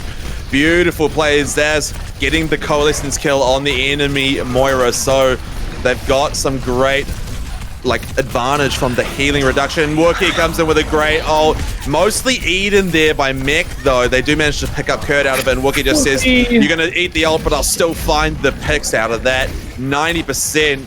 And Torbjorn just can't even get on this objective to get 1% down. This would be desperation times coming from Torbjorn High Jump as well to even just touch the point again. Will they do it? No, they will not. Booped off at the last second. That is unlucky. Extremely well played. Taking that map 100% to 0 for upgrade complete, with those Mei walls just being so clinical, and a whole team capitalizing on the on KE9 that would seem to be just constantly walled off from all of his supports. The poor guy.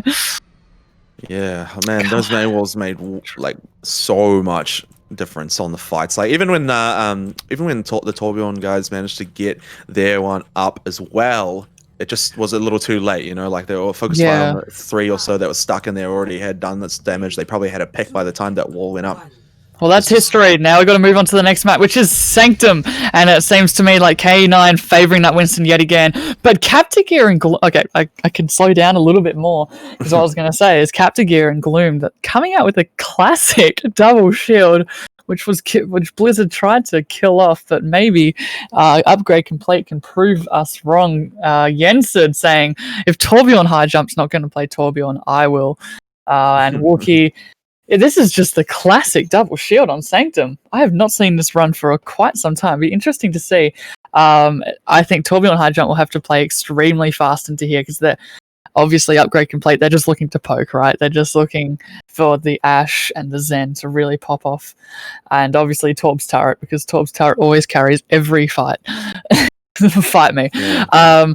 But on the side of Torbjorn High Jump, seems to me Kurt and KSY on the Ashe and Tracer respectively.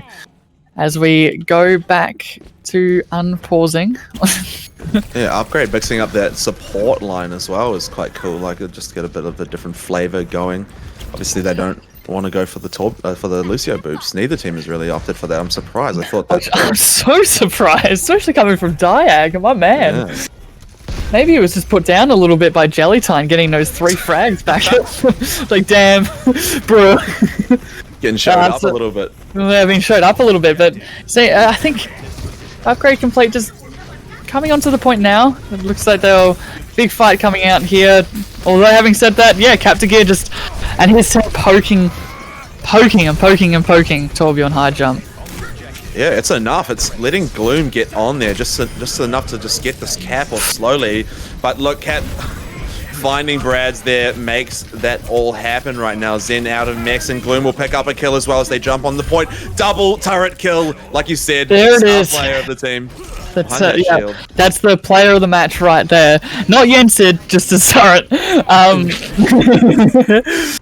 I don't know if going to the point was the correct idea there coming out from Torbjorn high jump. I think they just needed to go on the aggressive here. Otherwise they're just going to get poked out. They'll always win the poke battle coming from upgrade complete here. Oh, looks like the ball though coming for a little bit of a cheeky flank. Could be deadly in their current position, like they're all clumped. They've seen it though, and they've put the pressure on. That's good stuff. I like that. They're being aware of their surroundings. They don't want to overcommit, but look, they're still looking for it.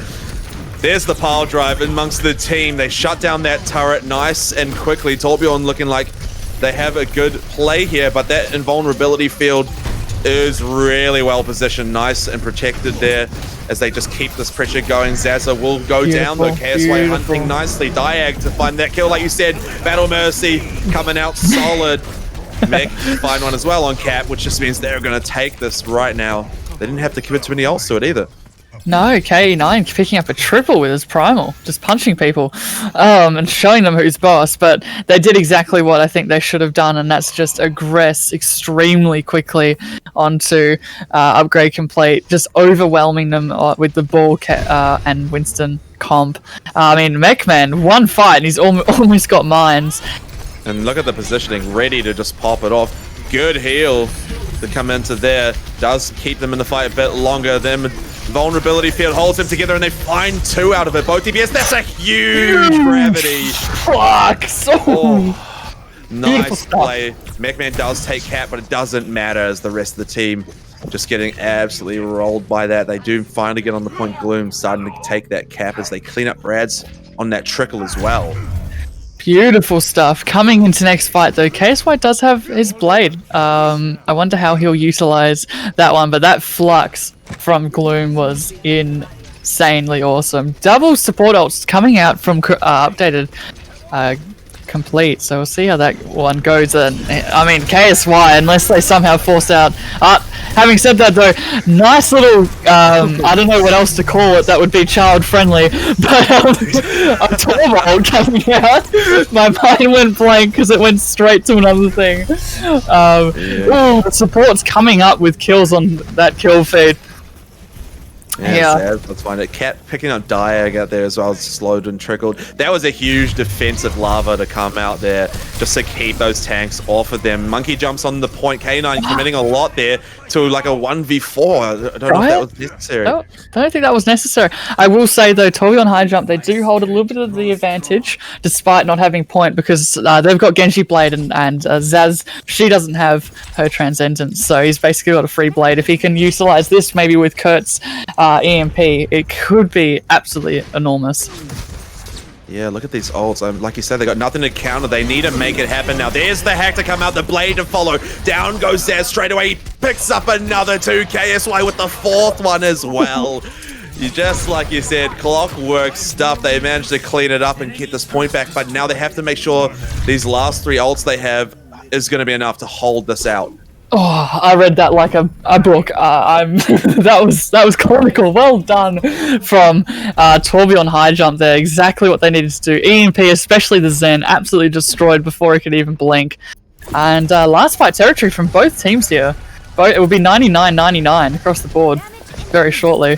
That's right. Yeah, both tanks ult. Mechman, he can always. Oh no, never mind. He's gonna mine. Immediately Zaz and both Jellytine as well. Nice little jump from K9. Is good, but yeah, like you see, The rest of the team not doing so well. The Bob actually manages to pick up KSY there. And this overtime is trickling, but there's just not enough there from Upgrade, I think, to make this happen. Lucio gets on. They're going to have to stall massively, but there's just a lot of damage being pushed on them right there. And Torbjorn are going to manage to get it to bring it back to 1-1. They are really bringing this down to the wire. Close.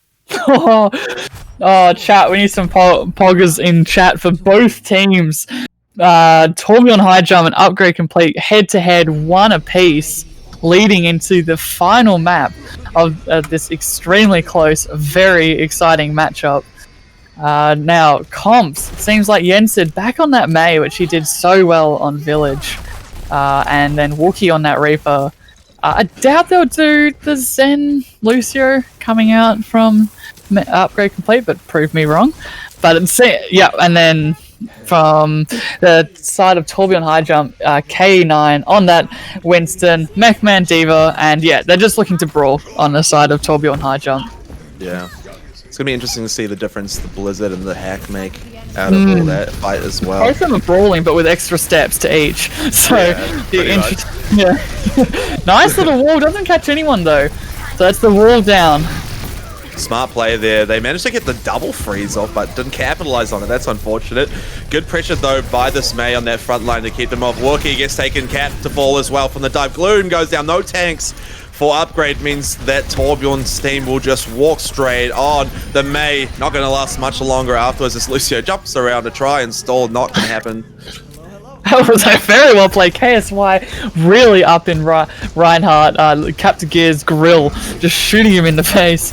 Seems like they want to just take the high ground here. Just try, yeah. Ult-wise, I mean, both Moiras. Coalescence for next fight there, so it'll be a lot of sustain coming into this next fight. Reinhardt Shadow, we should see built up very quickly. Well, they almost pick up Diag there. He was trying to play something a bit cheeky, but luckily got out in time. Now they just have to push this main lane. They go in with the wall, but there's ways around it. The Moira ult to come out from Torbjorn does hold. The Hack goes down as well. Did that shut down the Moira ult as well? Yep, it did. It completely stopped it. It was a huge raid. It was almost like Bradsy baited Zaz to pull her coalescence as well. And an EMP onto 5 members of Upgrade Complete. Very well played.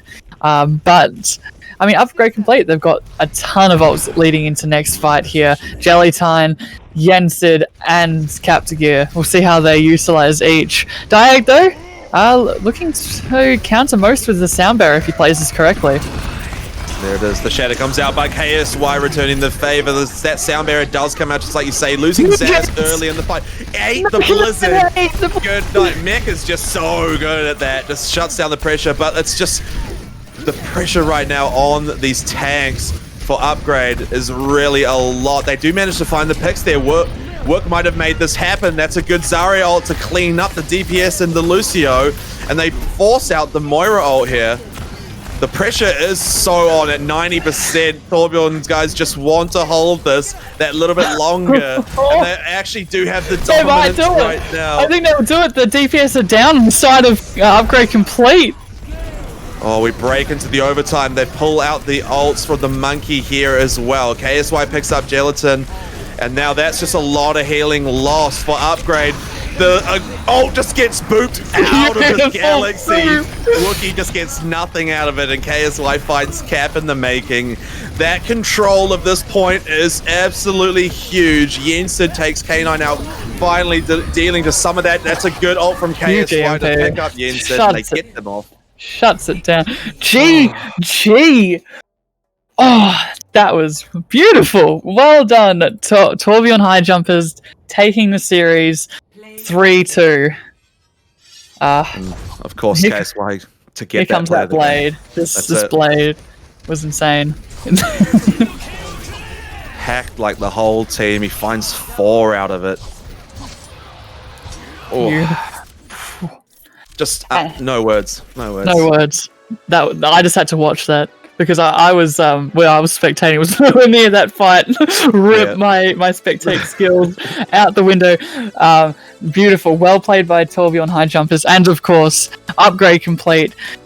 Taking it to map 5 and all the way to the very end, playing every single map on Busan as well. So clean across the board in terms of how insane each and every fight was. I think Torbjorn high jump, the way that they could continuously jump back on point despite it looking like a lost fight, was a lot of skill. A lot of skill is involved in being able to do that effectively and not just turn it into a big feed. That's true. Yeah, they did show a lot of great value out of that, and like you say, just staying alive in that craziness has just been so impressive. I would say KS wise got to be my pick for that. Just value, no matter what character they played, they found the picks. A lot of those team fights were won off of like their entry kill or something along that just dominoed the rest of the battle. So I'd have to say, yeah, taking that. GG's upgrade and Torbjorn high jump. Torbjorn high jump taking that map, series 3-2, and we're going to take a little break, and we'll be back with our next matches, which is Eggs versus No Ducks Given. See you then.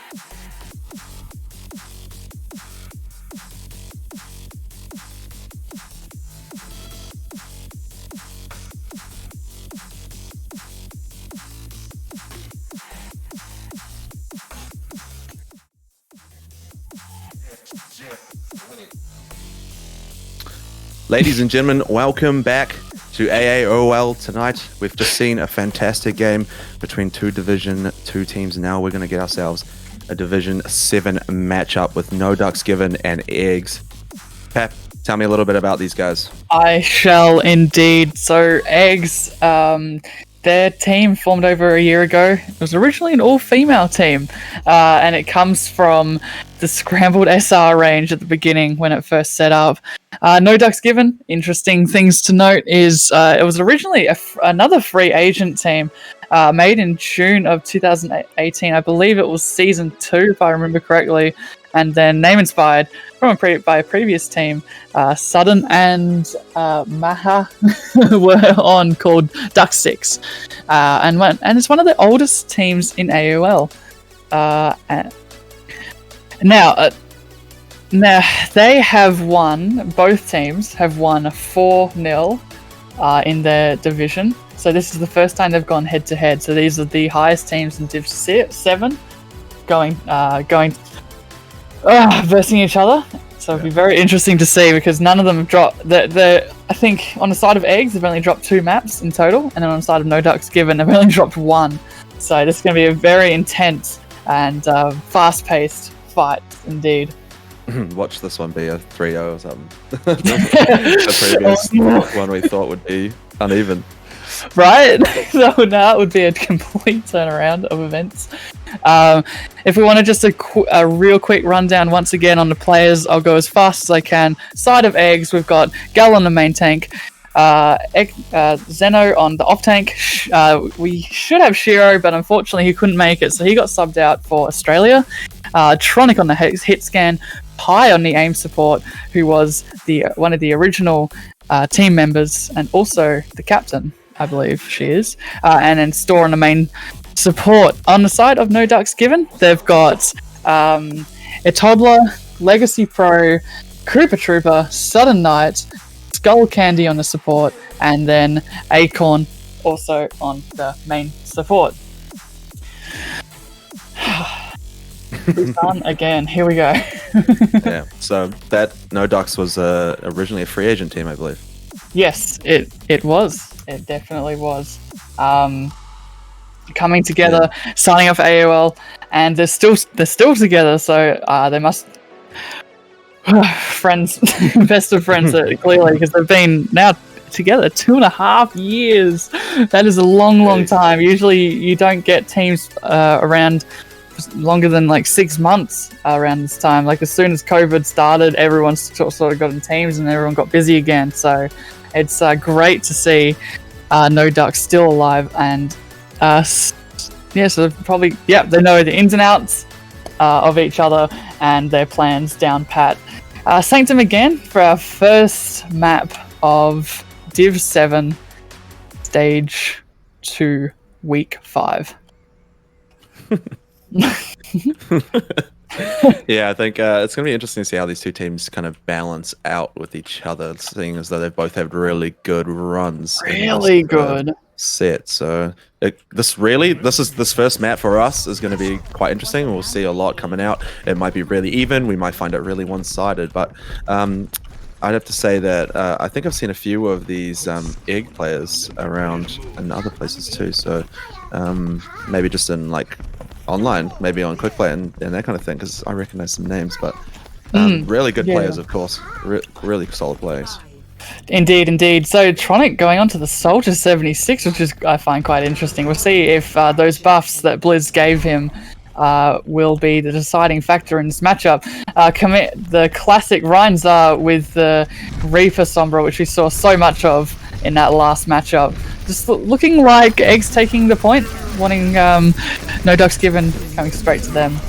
Yeah, but Ducks rolling around there, trying to get aggressive with that backline as we saw the earlier match tonight. They find Tronic out of it, but they do manage to get it back. Their Eggs finding a pick as well. Australia showing some great value on that Sombra.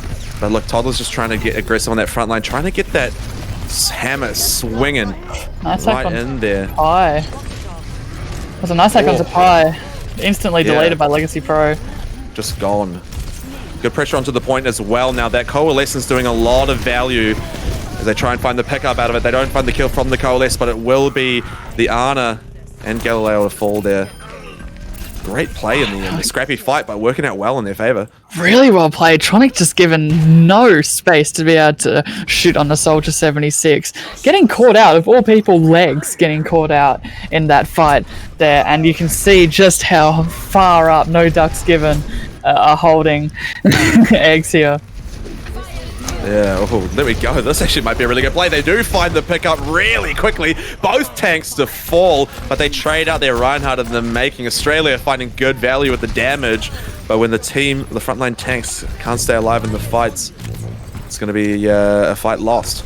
They will have to back up here since, yes, unfortunately they did lose a Toddler towards the end. Australia almost getting caught out there by Skull Candy. Not quite though, as Lucio very kindly brings back iToddler into this next fight. Oh, good hack. That finds 5 of the squad. They managed to pick up Gal and Tronic quickly. Huge stuff. That Shatter came down at that same moment. Just absolutely wrecking the Sudden with the 2 pieces at the end there too. That was really beautiful. Australia also wasted Tally trying to get in and EMPing himself, but before he could even press Q, Sudden Knight EMP'd 5 of the team, and then that Shadow was just beautiful. Here comes a Camilla. Accidental Q? Bit misused. Yeah, not quite aggressive enough, and the rest of the team getting away from that fine. That was very lucky, but that was a Camilla. I think they thought they were going to aggress a lot heavier, but Eggs just backing up, letting them use 3 ults, and the next fight Australia's got EMP, so they're really hoping to catch up a lot of people here. They've got to make it happen now. 90% on the board. Galileo hopping in heavy. They need that support there. There's the shield. The hack does come out, finds a couple, but 2 sound barriers on both sides means this fight's going to last quite a bit longer. Galileo does go down, but they trade out Legacy into it, so this is good. Pi, she finds the boop to make that kill happen as well. And look, they finally have some dominance here. They shut down Camilla, and now they've just got to get rid of the Sombra Lucio on the side, but it's given enough time for Toddler to get back his nose. A lost fight when they see it though, and they finally convert back and get some points on the board here. He does walk back. Now that was very well played, and they saved quite a lot of ults. I mean, Tronic, Xeno, Galileo, each coming up with ultimates. They should be able to at least hold for the first fight for No Ducks attack. Although Sudden Knight is coming up with EMP. I mean, if he turns up big, he could shut down absolutely everything I've just stated. They need to build it real quick because it's all going to come out in one go right now. It's a big Reaper ult just completely closed. That does find the one in the end. That's good. Good pressure here as well. They just keep Wing back and take Camilla out of it too. So that's a great counter in the end. They didn't actually have to commit the shatter either, which is good. No, that was very well played, and Australia should build up their ult very quickly for the next fight. So they've got that shatter EMP combo that we saw No Ducks Given pull out. Lots of ults though coming up for No Ducks Given. Here it comes, a nice EMP catching 3. Ooh. Camilla with 3. Oh my goodness. They clean up high as well to convert back. There's going to be nothing. Surely. Oh, they do come in with the desperate, but it's not enough. Desperate EMP. Instantly deleted though. And that is No Ducks Given taking the first map of Busan. Yeah. Some good. Those ultimate usage were really well played there. Camilla showing us that, you know, that Reaper ult might have been a first mistake, but that second one, that was bubbled. It was, had the EMP on it as well. It was very, very well orchestrated. Yeah, they definitely said, you guys better not mess this one up for me going into that second bit. Exactly. Looks like another mirror comp showing up for Eggs and No Ducks Given. Very aggressive. Oh, Camilla just going on that Symmetra, probably trying to get that little bit ahead of the rival team. And instantly we'll switch back to the Reaper, I'm sure. They're going to try get the Mega Control as quickly as possible. I'm not sure that it really helped them there. No, I don't think getting beaten out to the point anyway, and without that extra DPS, they get pushed back a little bit. Looks like Australia trying to find that off angle does take a lot of damage, but look, it's the pressure on Gal that just takes them out early, and they'll just continue to W this as they just walk it out. Ducks just really getting hyper aggressive on it. They find the Moira. That's good stuff, and this is going to be enough for them to just walk over and get that point for free, even with Sombra running around in the back here. Where'd they go? Where did they go? They are gone. That's my life as a support name. It's hide and seek, hide from the Roadhog, and then seek your teammates. That's what it was anyway when Roadhog was meta. My goodness, Tronic picking off his counterpart very early into this fight. Acorn though, that's nice a great double kill. That will definitely force off Eggs. Yeah, they have to reset here. They know Australia's just trying to build that ult as much as possible, which is smart. Yeah, I mean, despite his team losing, Australia is 20% ahead of Southern Knight already with that EMP, so they could well do an EMP shatter themselves. Yeah, it's going to be timing here. That's really important. Oh, 100%. Although, having said that, I can't just... No Ducks Given.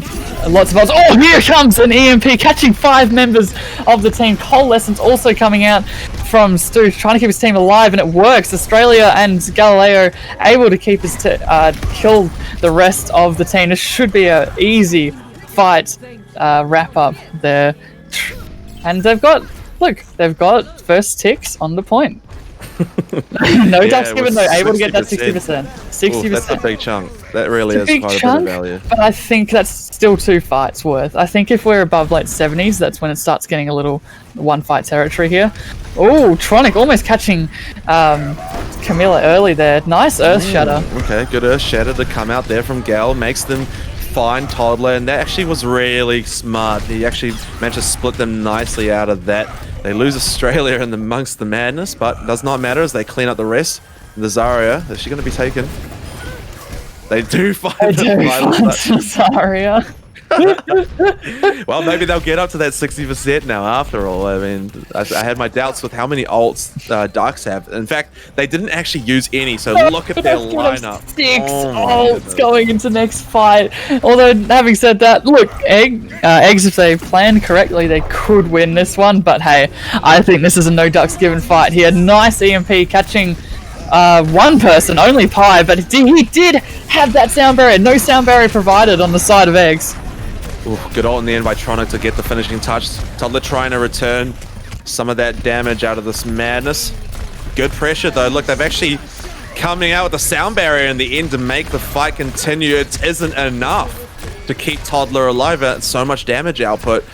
And it looks like Skull just has to try and get away, getting chased down. Try and back off. That was extremely well played by Eggs. Pi got shattered and then died before he could even pop sound barrier. So I thought it was a one fight on the side of No Ducks Given, especially how many ults they have. But Eggs, they just did so well pushing them back. Here comes it's a nice grab. EMP. Another grab. Though. Oh, they just have too many ults that counter it. But it didn't quite get it there. It's a good turn. Just shuts down Camilla's ult mid-fight. Skull's going to have to be the one to do the full damage mode now. Not going to happen in the end. Sudden getting picked out on their own. And that is just massive to take over the overtime. Well, no. So I speak too soon. Toddler walks in, but getting taken out. Get deleted too much in AAOL trying to stall as well here. But that's hard to support on your own. No, definitely. Camilla couldn't touch, and that is map going the favor of Eggs. It's all tied up now, 1-1 on Busan. Okay, as we expected, quite balanced now in the end. Just mostly really coming down to that ult management, the timing of that. We saw some good ult shutdowns coming out from Eggs, which I think made a lot of the difference. That pin onto Camilla took out the Reaper ult nicely. There were a couple of good EMPs as well that were really making a big difference. The amount of people caught in them as well is pretty huge. I know, and Egg's been able to push back. No Ducks Given, especially 6 ults on the table, and they couldn't make it work. So, full credit to Eggs. They played extremely well there. Going into the next fight, exactly the same mirror comp. This is going to be very brawly though on Mecha Base. Yeah, I think Symmetra's going to have even more value here, as well as obviously that Reaper's focusing on specific targets is massive. Okay, look, they just get straight into it. There's no time to mess around. The Reaper damage comes down. Australia to find Skull Candy out of a gal. Just gets picked up. There's just a little too much frontline damage, and Toddler actually picks up another there. Just Store just hanging out a little too close to the front. Well, there you go. No Ducks Given. They just disrespect was shown onto Eggs. They just kept pushing them. Very good bubble management coming off the Zarya. They're able to... Oh, as I said that, Reinhardt does fall. Both Reinhardts fall, in fact. That was good. Look at this aggressive push. They just took that momentum and reversed it, flipping it back on them. Down goes Camilla as well, so it's just 2 squishies on this objective. They've got to be able to kill them quickly. There you go. That's what they need. And only allowing them to get 12% or so. That's pretty good. Yeah, they didn't cap immediately either. So it took ages, and that's why they only got 5% before before no Eggs got to even touch. So that was very well played. Both sides, nice coalescence coming out from Stooge and from Skull Candy. Not Skull Candy, Acorn. Apologies. Oh, that's a big hack coming out as well. That's going to make a big difference. Here's the pickups. You love to see it. So much damage coming out right now from the whole team together. They're focusing well. And it looks like, oh, will they get Skull? It's like a lick of health. They actually managed to escape. That's some good movement control by them. Very well played. Xeno Cheese, so high charge, just able to beam everybody down. Not being focused at all here. And got a grab out of it too. So we'll see how this next fight goes with the grab that's in play. Nice EMP. Shatter gets nobody though. Sound barrier gets dropped. Yeah, you can't be missing out on a shatter like that. In comes Camilla with the ult. It doesn't find the kills, but it does force them off the point. Split them nicely. Here we go with the Fade Hunt down into the lower side there. Tronic to get taken out from that. Now that was very well played. Miss Shatter though from a Toddler, but it didn't seem to matter. I wonder if he'll miss it for next fight. Who knows? Legacy Pro though out here with the grab for next fight, and Xeno Cheese. I wonder if it'll be another double grab like we saw on the last couple of maps. Here's a grab. Let's see if there's another. No, there's not. Nice charge coming. Take him right out of the fight. One could say no Ducks Given. Camilla cleaning up the supports as well. So Eggs having tail between the legs, back to spawn. Sudden Night, nice little end pick. Wow, they're still still going. Lovely aggression here. They said we've caught up the percent and we're keeping it. Yeah, they are 50% apiece now. Xeno Cheese in Australia. EMP. They could do an EMP grab here. This would help a lot in the attack. Huge EMP catching most members. That's massive. That Zariel comes down, but only ends up getting the 1, so they didn't quite get enough out of that, I don't think. Eggs just trying to break in. They do find some of the good picks that they need here. Getting on the point right now is a deadly position to be in, and look at that, it will end in their demise here, so they will convert back at 80% there for No Ducks. Oh, I'm honestly forgetting to breathe. It's so fast-paced and so exciting.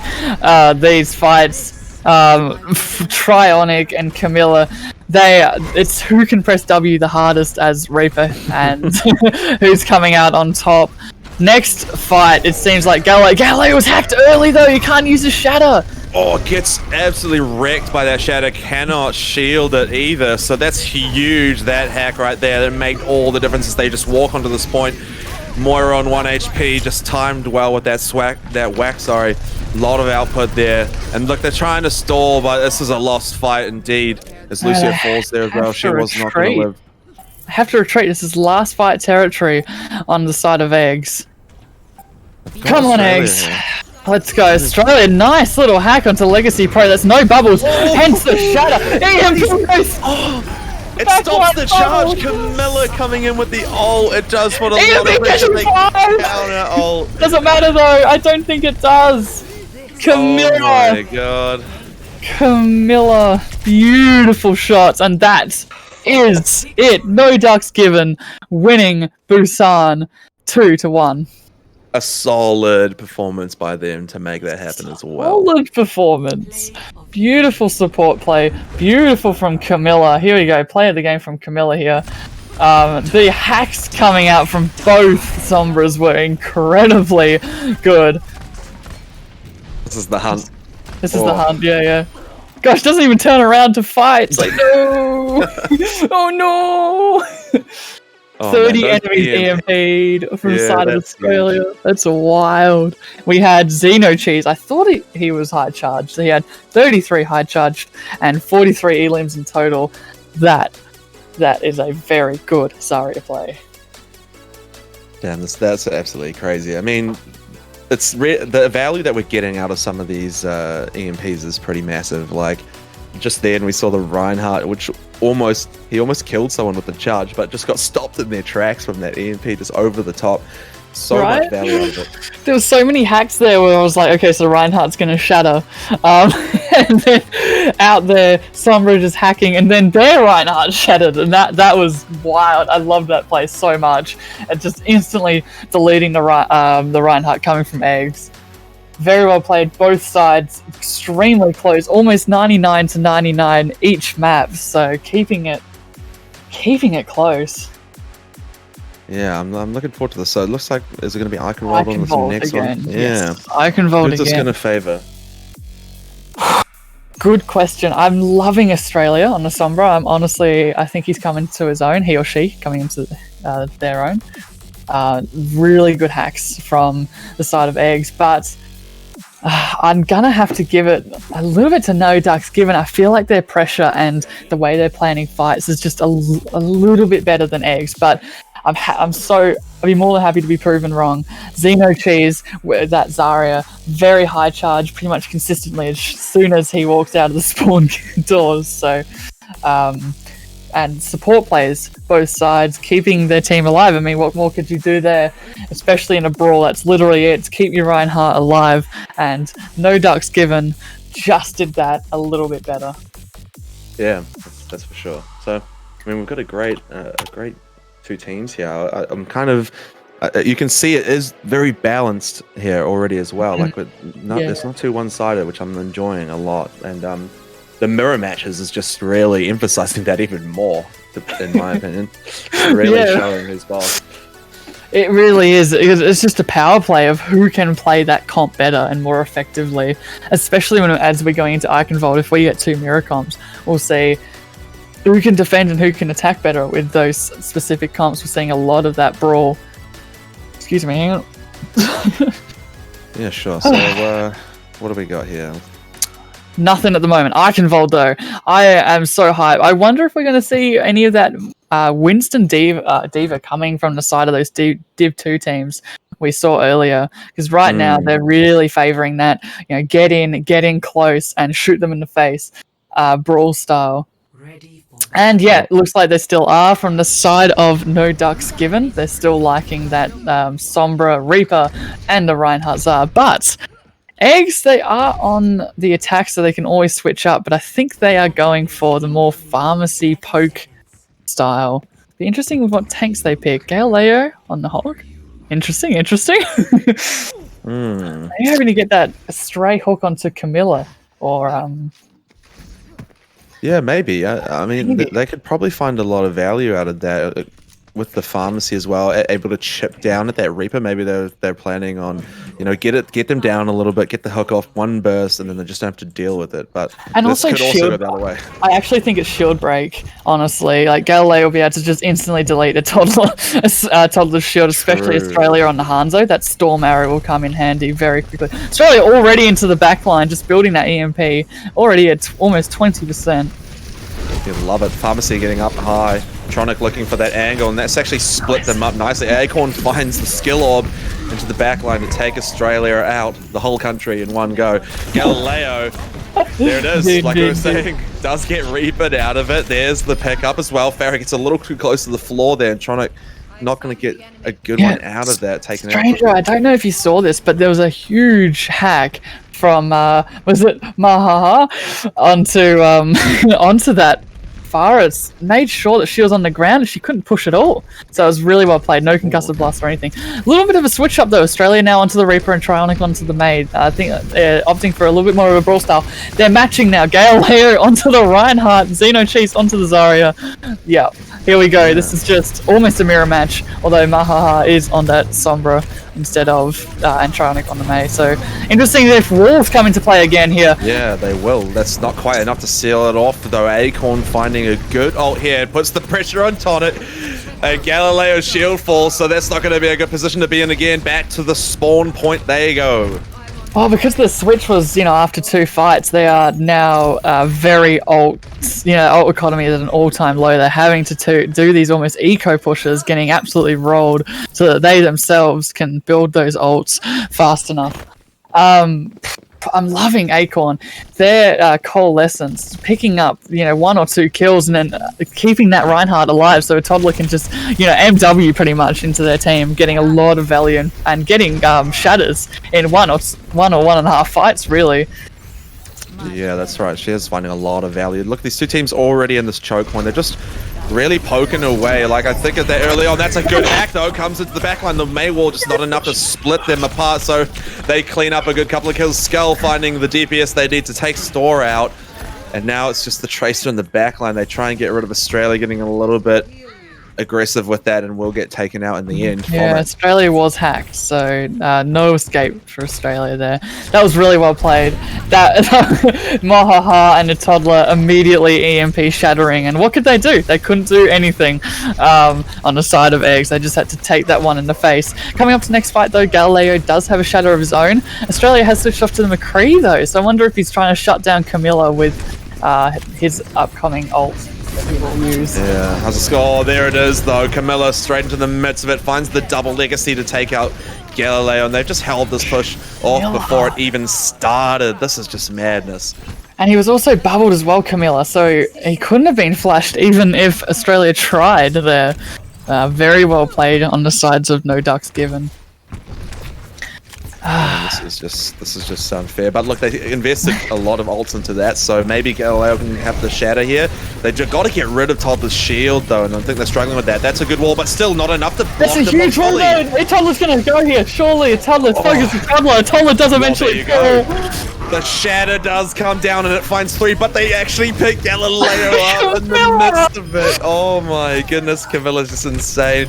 Does finally get taken out by Tronic, and they drop this ult here. Freezing Legacy, they find the pick. Tronic might just be able to solo this. With the Tracer coming up behind, that's pretty solid. Interesting EMP, doesn't catch anybody. I think that's just, that's got to be a fat finger or something, maybe. It must have been. He was standing still and just stood there and took the punishment from Australia. And that is No Ducks Given. Oh, good boot by Gal there to just keep Camilla off. They unfaded it too early. Ults, though. I wonder if he's looking to switch, because that was either another fat finger. This time on the side of eggs, or I'm just confused. That was after they had point. I don't know why. Yeah, that's what I mean. Like, Yeah. No ducks given were nowhere near the point there. Ducks getting hyper aggressive here, though. They do get the shatter off, but not really getting the kills out of it. In fact, they lose Camilla. Toddler's now in a bad spot because of that May wall placement, which is just fantastic. They will go down. They do manage to find May out of that, but they just lost a few too many here, I think. Down go both tanks. The Skull's just getting absolutely railed into in all directions. That's going to be enough to get quite some space here. Yeah, well done, Eggs. Just pushing back. Though that May wall though from Tronic. What? Good job not switching there, because immediately pushed on a Toddler's disadvantaged state of no supports being able to support him. So no, that's Itronic falling very early into that next fight. A Legacy Pro though looking to grab, I reckon here. Yeah, there we go. Called it. Nice little wall there. Sorry. Yeah, they don't quite get any kills though. Like the main wall was really solid there by Tronic. Is that what you were saying? Just blocking. That's what I was trying to say. My words were taken out of my mouth. Oh, Camilla. 4 members. Camilla picking up 3 of them. Then a Toddler picking up Xeno Cheese as well. That was beautifully played. Camilla now picking up Tronic. This is almost last fight territory, especially if this last fight is a long one. Which it looks to be with the amount of ults coming from the sides of both teams here. Yeah, Camilla just needs to chill out. It's just a little bit much right now, and there's too much value out of just single mouse one click, you know what I mean? So, yeah. Here we go. They have to come out, and they know it. Duck's getting right on this cart. They drop the ult. That shatter is solid, but are they going to find the picks? Nothing. There, they do get Tronic out of this, which is good. Out of mech goes the Diva as well, so Xeno. But look at the backdoor here from the Trace. Just walking this card up, they haven't really noticed. Legacy finally reacts to it. But they're going to have to do it alone. No. Looks like Toddler going to be back in time as well. Back now. And it's only down to the Tracer now to stall for his team to come back. They need eggs to not be scrambled. No. Camilla also picking up Australia as well. With the punch as well. Yeah. So many punches coming out. They didn't want to click mouse 1 because I complained about it, so. Fine, I won't press mouse 1. I'll melee instead. Jeez. That was a really solid hold, I'll say. Look, they didn't get it even up to that bridge, which is probably the more common space where that kind of stop happens. But yeah, really good hold in the end. Really good hold from No Ducks Given. No, my apologies. Other way around. Really good hold from Eggs. Stopping the cart halfway through point 2. So I think this is definitely a winnable scenario for No Ducks Given now on the attack. I got it wrong twice, Poggers. You got it right, then you corrected yourself. I got it right, then I got it wrong. Incorrectly got it right. Nice, dude. We were all professionals here, A natural, of course. I know what I'm doing, shush. Looks like almost another mirror, but Tronic favoring that May. I mean, when he gets his walls out and they land, they are so good and so pivotal for killing a Toddler who does tend, I've seen, to sort of press W maybe a little bit too hard, and I think maybe that's why the May pick is working out for them so well.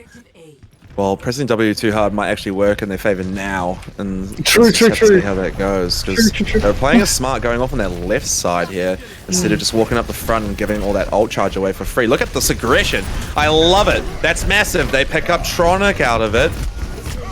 Man, look, can they find another? Oh, Camilla gets a little too close to Gal, and they make them pay for it. They've got to onto this point now. Gal was so low though. There, he finally falls. There we go. Oh, this is really looking quite solid for No Ducks. They're trying to have some form of aggression back onto the point, but the supports are just struggling to get there with them. Tronic now here with some point aggression, showing some presence. Immediately, not gonna happen. Not gonna happen. And that push ended in 55 seconds. Nice lot of ults also coming for No Ducks Given. Acorn, their coalescences have been really good so far. And then it's Toddler. I want to see at least a 5-man shatter coming from him here.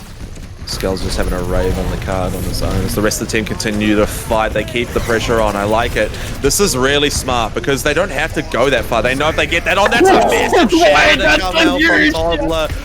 Oh, it just allows the team to clean up, and with 5 minutes left, they're just going to walk this up. Australia that just going down the stairs. It took a walk, mate. Yeah, right? Usually you're used to the buggiest shatter known to, and that's OCE talking as well, but that went down the stairs. Oh, it learned how to walk. That was incredible from a toddler. Like, little grab and shatter from a toddler. Camilla trying to even it up, but unfortunately it's too late, and they're able to push it back. Although, look at that skull candy. Look how far close it is. They only need one more fight in 4.5 minutes to go. No ducks given. Alright, they managed to get to the card at least, and finding good picks now as well.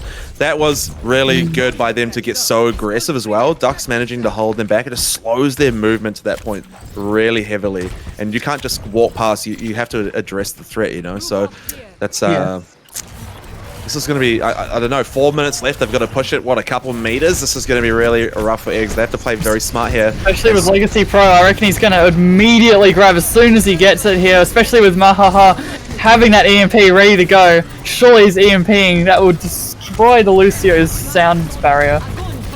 They burn it really early. He's timed this quite well. That's big. There's the hack to come out late. This is going to be enough to clean it up. The Reaper ult does get shut down, but they do find the kill first, so that's fine. Nice. They somehow managed to pull that out. That was really interesting. I don't know why Mahaha didn't want to EMP there. That would have destroyed the sound barrier coming out from X. And then, you know, you get Legacy Pro grabbing, but seems like they had other ideas, but unfortunately it just did not work out. Galileo now with the shatter for the next fight. So we'll see if we get the walking down the stairs as they go take top ground here. They're just trying to rain some pain from above. That shatter predictive onto Toddler means they fall straight away. The pin takes out Camilla, and they've just walked back to their spawn point straight away. Well played indeed. Xenocheese now coming up with his grab on the side of No Ducks Given. They do still have that EMP holding it. Maybe they're holding it for Camilla because they're, what would it call? Die, Death Blossom and the EMP have been really, really good on the side of No Ducks Given. Here comes the EMP though. I don't know if there's anything since Xenocheese got to grab before anything. Oh, it's a good fire strike though to take Zeno out of the fight there. Let's go, Kenny! That was huge play from Australia. It's just trying so hard to hold this card. Legacy does end up punching Gal straight in the chin there, and that shatter should be enough to make this happen as Tronic just gets held off there. The stall is going to be coming down to Australia.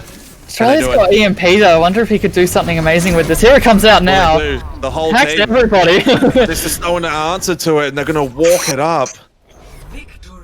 Good victory there from No Ducks Given, taking Eichenwald and taking the series to a 2-0 lead as well. A toddler. I'm loving his Reinhardt. Right now, I would go with a toddler for my man of the match at the moment, but prove me wrong, as Camilla is. Gosh, look at that flick. Boop, boop, boop. Aim hacks caught on tape. There we go. Never gonna play again. Get out of my game. I'll rage for you guys. Don't worry. Damn, that was some fancy shooting. That was really nice. Rootin' tootin' shooting. He wasn't even McCree. But no, well played. No Ducks Given. Eggs caught on. He honestly, credit to Eggs where it's due, and that is that they managed to hold back 3 fights just before point, especially where, you know, they had like what 4.5 minutes to take that last point. So yeah, again, it was almost like a fight to lose with Temple of Anubis, but the way that they held them back did show a sign of fight for sure. They didn't just, you know, roll over. And Australia's hacks have been still really good though. Still building up old Xenocheese on that Zarya, still getting very high charge. But Legacy Pro, he's showing up also on that Zarya. constantly getting, he's at least in the kill feed twice. So look out for him as well. Acorn on the coalescences and the heals as well. They're doing very, very well. Skull Candy, yeah. Although I'm not sure if you saw this, I didn't want to speak over the top of you, but Australia hacked out Skull Candy's sound barrier. As he was in the air, and mid-air, like casting it. Mid-air casting, and that was dope. That was I love it. Yeah, I got so excited. I was like, "Oh no, I got to shut up though." Oh, no. Does that timing wise? Does that mean that Skull would have had to push that after they started getting hacked because of the timing of it, or can you get it in mid-air? Could you do the whole thing mid-air? Yeah, you can do the. Oh no, actually, you're probably right. It would have been too slow. So as I reckon he was hacking, and then maybe Skull Candy didn't notice the. Yeah, just in the moment on him. I don't know. Yeah. Wow. Okay. Yeah, that's pretty pog then. Right. On to Anubis. Okay, I got told that it's pronounced like mwah. Okay, cool. Do that again. That's how I need to say it now. My Count Von Count impression. Let's go, boys. Fantastic. I love it. Let's get some hype in chat as we are now in Temple of Anubis. No Ducks Given leading the series 2-0. And it seems to me like Eggs just they want to pull Australia out on the May now. Perhaps wanting to wall off a Toddler and the Reinhardt, but he's not playing Reinhardt. He is playing the Winston with Legacy Pro on the Diva. Camilla, interestingly enough, on the Genji, looking for that Nano Blade. And then Acorn obviously exists just to be with Every time you have to do it. Every time, man. I will. So, looking to be a little bit more pokey style, but still enough brawl. I think the tanks are literally there to take space so that Genji and can get those frags that are needed. Definitely. This Pharah is going to have such an advantage as well with the May Reaper. They don't have a lot to answer to it. So that's a good point. They're going to have to play extremely fast on the side of Eggs to not just get rolled over by That's what's going to be said. Huge Eggs catching 3 people in the back. I think the bubbles in the fade. I don't think they will. A little bit on the back there. It's fighting the windows. I don't know if anyone saw that. Tronic, though, getting nice picks. They're doing a lot of damage, but we're just not finding the kills, and they can't get point of obsession now. Look at that. Good pick on Acorn, and down goes Mwahaha. And Skull's just not going to be able to cut on that. That was a great push, just like you said, nice and quick, made it happen. They had to make it really fast there. Interestingly enough, not switching off the Pharah, despite it not being extremely good on the second point, because there's so much more cover going just left side. You don't have to go main, despite Eggs wanting to go main, picking up Galileo extremely early, a Toddler falling. Nice coalescence, keeping his team alive, coming out from Stooge here. Galileo killing 3 of them. Trogic killing. Oh my gosh, I'm just going to taking out mid-res, just not going to get it. That's a huge play. That focus down on Legacy was just unfair. That just shouldn't be elite. That should be illegal completely. Camilla gets back on the point to try and put some aggression on, but not going to happen. They find it. No, Ducks couldn't get on. Eggs, this is the kind of aggression that we want to see. Okay, now correct me if I'm wrong, but the previous match we had a 5 minute and 46, and this one we had a 5 minute and 31. So that means this match was over in just over 2 minutes again. Very fast pace, which is what they needed against that Pharah, and it worked out extremely well on the side of Eggs. I wonder if they will want to run Pharah again on attack here. I doubt it, but they might just want to opt for a little bit more of a faster strategy this time round, since I don't know, they played so fast, like they should have, that No Ducks Given weren't able to have any of the space that they needed to be able to get to allow that Genji to kill, to allow anything to really happen. It seems like is now on the Widow, looking for those early picks, especially onto probably the likes of Pi and Trionic, which would delete his Winston. I can't believe that without a Pharah counter, they just walked on to the first point and just cleaned up. Like, How did they even manage it? What actually took out Farah? I didn't actually quite catch I don't know, but what I was concentrating on is just how fast the tanks got deleted on the side of No Ducks Given. That's it.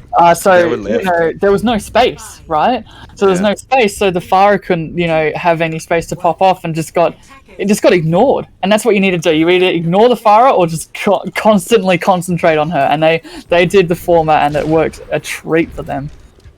Yeah, that's right. So we got that Widowmaker now this time, so that could be a bit interesting. Trying to find those entry kills as the team rock up onto this upper side. Look how quickly they answer to Wrecking Ball just getting right in their face. Now they're pushed down on the Ana, picking up Skull when they're just a little bit out of position here. The rest of the team roll onto the point, and an Acorn will fall, so no heals right now for Ducks. Means that Eggs will just roll through. Surely they find Legacy here with the finishing touches. That it is going to be it there in the end. Very well played. They played extremely fast and extremely hard. Back into this comp that, again, just need a little bit more space, and they've noticed that on the side of Eggs. They notice, and they love playing fast, and unfortunately, No Ducks Given, their comp just works into, their cons is the fact that they can't be played fast into. They need that space to be able to work. So we're really hoping get to that first pick. They're looking, they are hunting for it. They're just not being given the angle. Reinhardt has to change the position of the shield now, though. Good May wall to stop them from having to go too far. But Toddler is the one that makes it all happen. An absolute champion. This should give them the opening. They trade the kill out for Camilla, but the healing isn't enough to sustain through the rest of the team. And Toddler's just whacking their way through again. Legacy finding Tronic. Nice pick up there in the end. They gotta try and get. That's a interesting shatter. All right. That's a shatter. I mean, clean up the fight. Yeah. Okay. I hear you, Toddler. You out here. You sending. It's not about winning. It's about sending a message. That's it. They go for the missed charge. Unfortunately, Galileo getting on for just a moment, but can't sustain and live long enough. And that will be point one. Yeah, a bit longer though. But No Ducks Given do take. Point one with 2 minutes to spare, so now they're attacking with 5 minutes, so no matter what happens they will get a lower time bank than Eggs. Well, they're not showing the same aggression as well, so they know that they're going to play this smart as Eggs is just set up position. It's because they went staggered, so... Oh, this is good. This is good. That May ult, though, does disrupt. No one gets caught in it, I don't think. Down goes Mohaha in the end from Australia, but Toddler trades out the Reinhardt kills. That's some good stuff. Bubbles in play, holding it together. This is a good Reaper ult, and it's going to find two in amongst the midst of it. Eggs holding them off. They trickle Camilla as well. On it, picking up a triple as well towards the end. That was really well played there. Xeno Cheese coming up with the grab, and then Pi now with the sound barrier, which will hopefully... we'd hope anyway, negate the effects of Camilla's Death Blossom, which will probably be seen next fight along with Legacy Pro's grab. Alright, here we go. They're pushing in, getting good at, and this is, look, I like the speed, but they've just held off. The Maywall goes up for a second, but removed quickly. So many ults. Camilla looking for the kill there. They do find the two in the end, but will go down. Good charge with the Shatter to follow up. They take out the Moira and Lucio, so there's just no healing for Xeno as they try to escape. They surely trickled them on their way back. How did they come up on top of that fight? They were surrounded by Eggs players. Oh, the Eggs just could not focus. Obviously, this is going to be it. There it is. That's a good use of the ult. 2 minutes to 4 minutes. Here comes Drawn Ubers. It begins. We're on route for 10 sides. Let's go. No, I'm joking. Please, God, no. Let's not do that. But that was very well played from both sides there. I'm just surprised that Eggs, No Ducks Given just were able to turn around that fight that just looked lost to me, especially with Store coming up with that coalescence directly into the grab as well, but Camilla coming out with a massive Death Blossom that not only displaced the team that wanted to dodge the Death Blossom, but also, picked up a couple of kills along the way. And then a Toddler, again, he always seems to be in the kill feed, especially in Temple of Anubis, picking up more. As No Ducks Given are attacking again, nothing much has changed. More looking for that early pick again on that Widowmaker. Whereas on the side of Eggs, they like their comp. They like what they're going with right here, looking to just play aggro, play aggressive. Whereas on this, no ducks given, they do have to take it a little bit easier with that Widow. They don't have the hacks available, so it's up to more to hit shots. They're definitely going to have to push quickly here as well. They can't quite have as much time as they did last time to make that all happen. So I think you're right. This pick from the Widow, crucial. They need to make sure that they hit it. But look, we've already got Australia just running around the backline harassing. Right. Pressure. Oh, that's a huge pick on the store very early. They're just pushing so hard. Very little. There it is. Although, having said that, they managed to turn it back around, but Legacy Pro killing his counterpart. Yeah, that's going to be enough, I think. Yeah, surely. Yep, they do find the Lucio. 4K in total there. Very well played. Not actually needing the aggression. Yeah, the aggression.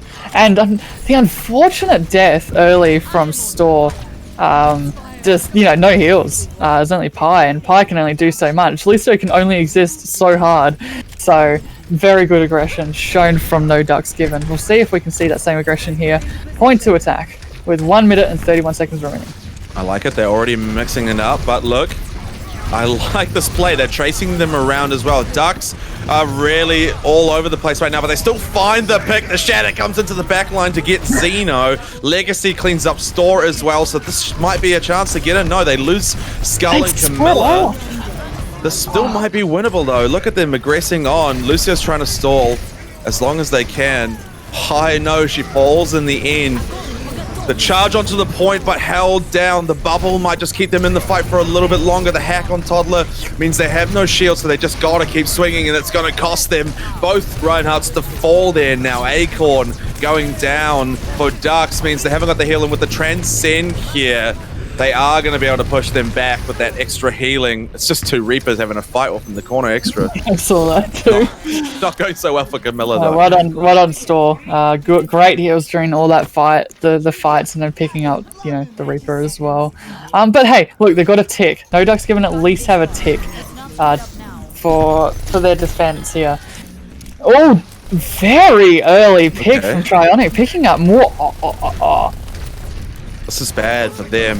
They lose Acorn too. Oh, this is it. Yeah, they're never going to make it in time. Toddler won't even be able to charge. Oh, who's over there actually? Reaper sneaks in at the back line and picks up a kill. Camilla trying, they trigger the overtime, but someone else has got to go there to make the touch. There's just no one else available. Almost got second tick. So No Ducks Given their second attack. They got to 57%. So now we switch, and Eggs now have 4 minutes and 5 seconds for their attack. At least we know more rounds. That's what I'm happy with. Stranger, what can I say?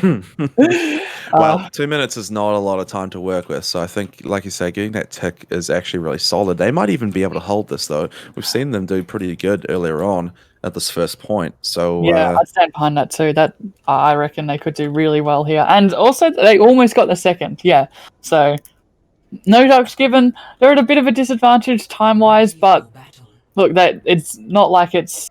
It is definitely winnable, should I say? It's definitely winnable. Australia back on that May. I don't know if Galileo will stick with that Hammond pick because the Eggs, you know how fast they aggress Stranger. I think they need that Reinhardt just for that bulkiness as they rush into and the Fire again. Interesting.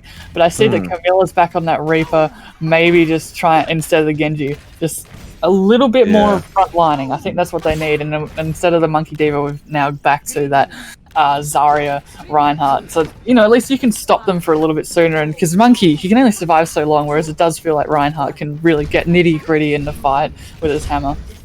True. A lot more pressure from that burst of the hammer rather than the sustained damage of that electric gun. But look, quickly off to the side, they do manage to get in without taking too much damage at all. Galileo does take a few hits there, but they're going to take their time to get around this corner. Australia trying to poke their way through this May wall. There it is, splits Toddler off.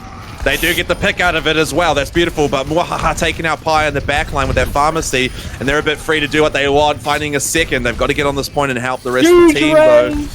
Big race to bring Toddler back in. Is this going to bring the fight back in? May trying to do what they can. The pin unfortunately missing. Everything gets frozen solid. Moha finds another onto Tronic, doing a lot with that rocket. And they have managed to hold this off for now. They couldn't play as fast as I think they wanted to, and it allowed Moha to get that pick onto Pi, and then they lost that speed. They lost that speed boost and the aggression onto point.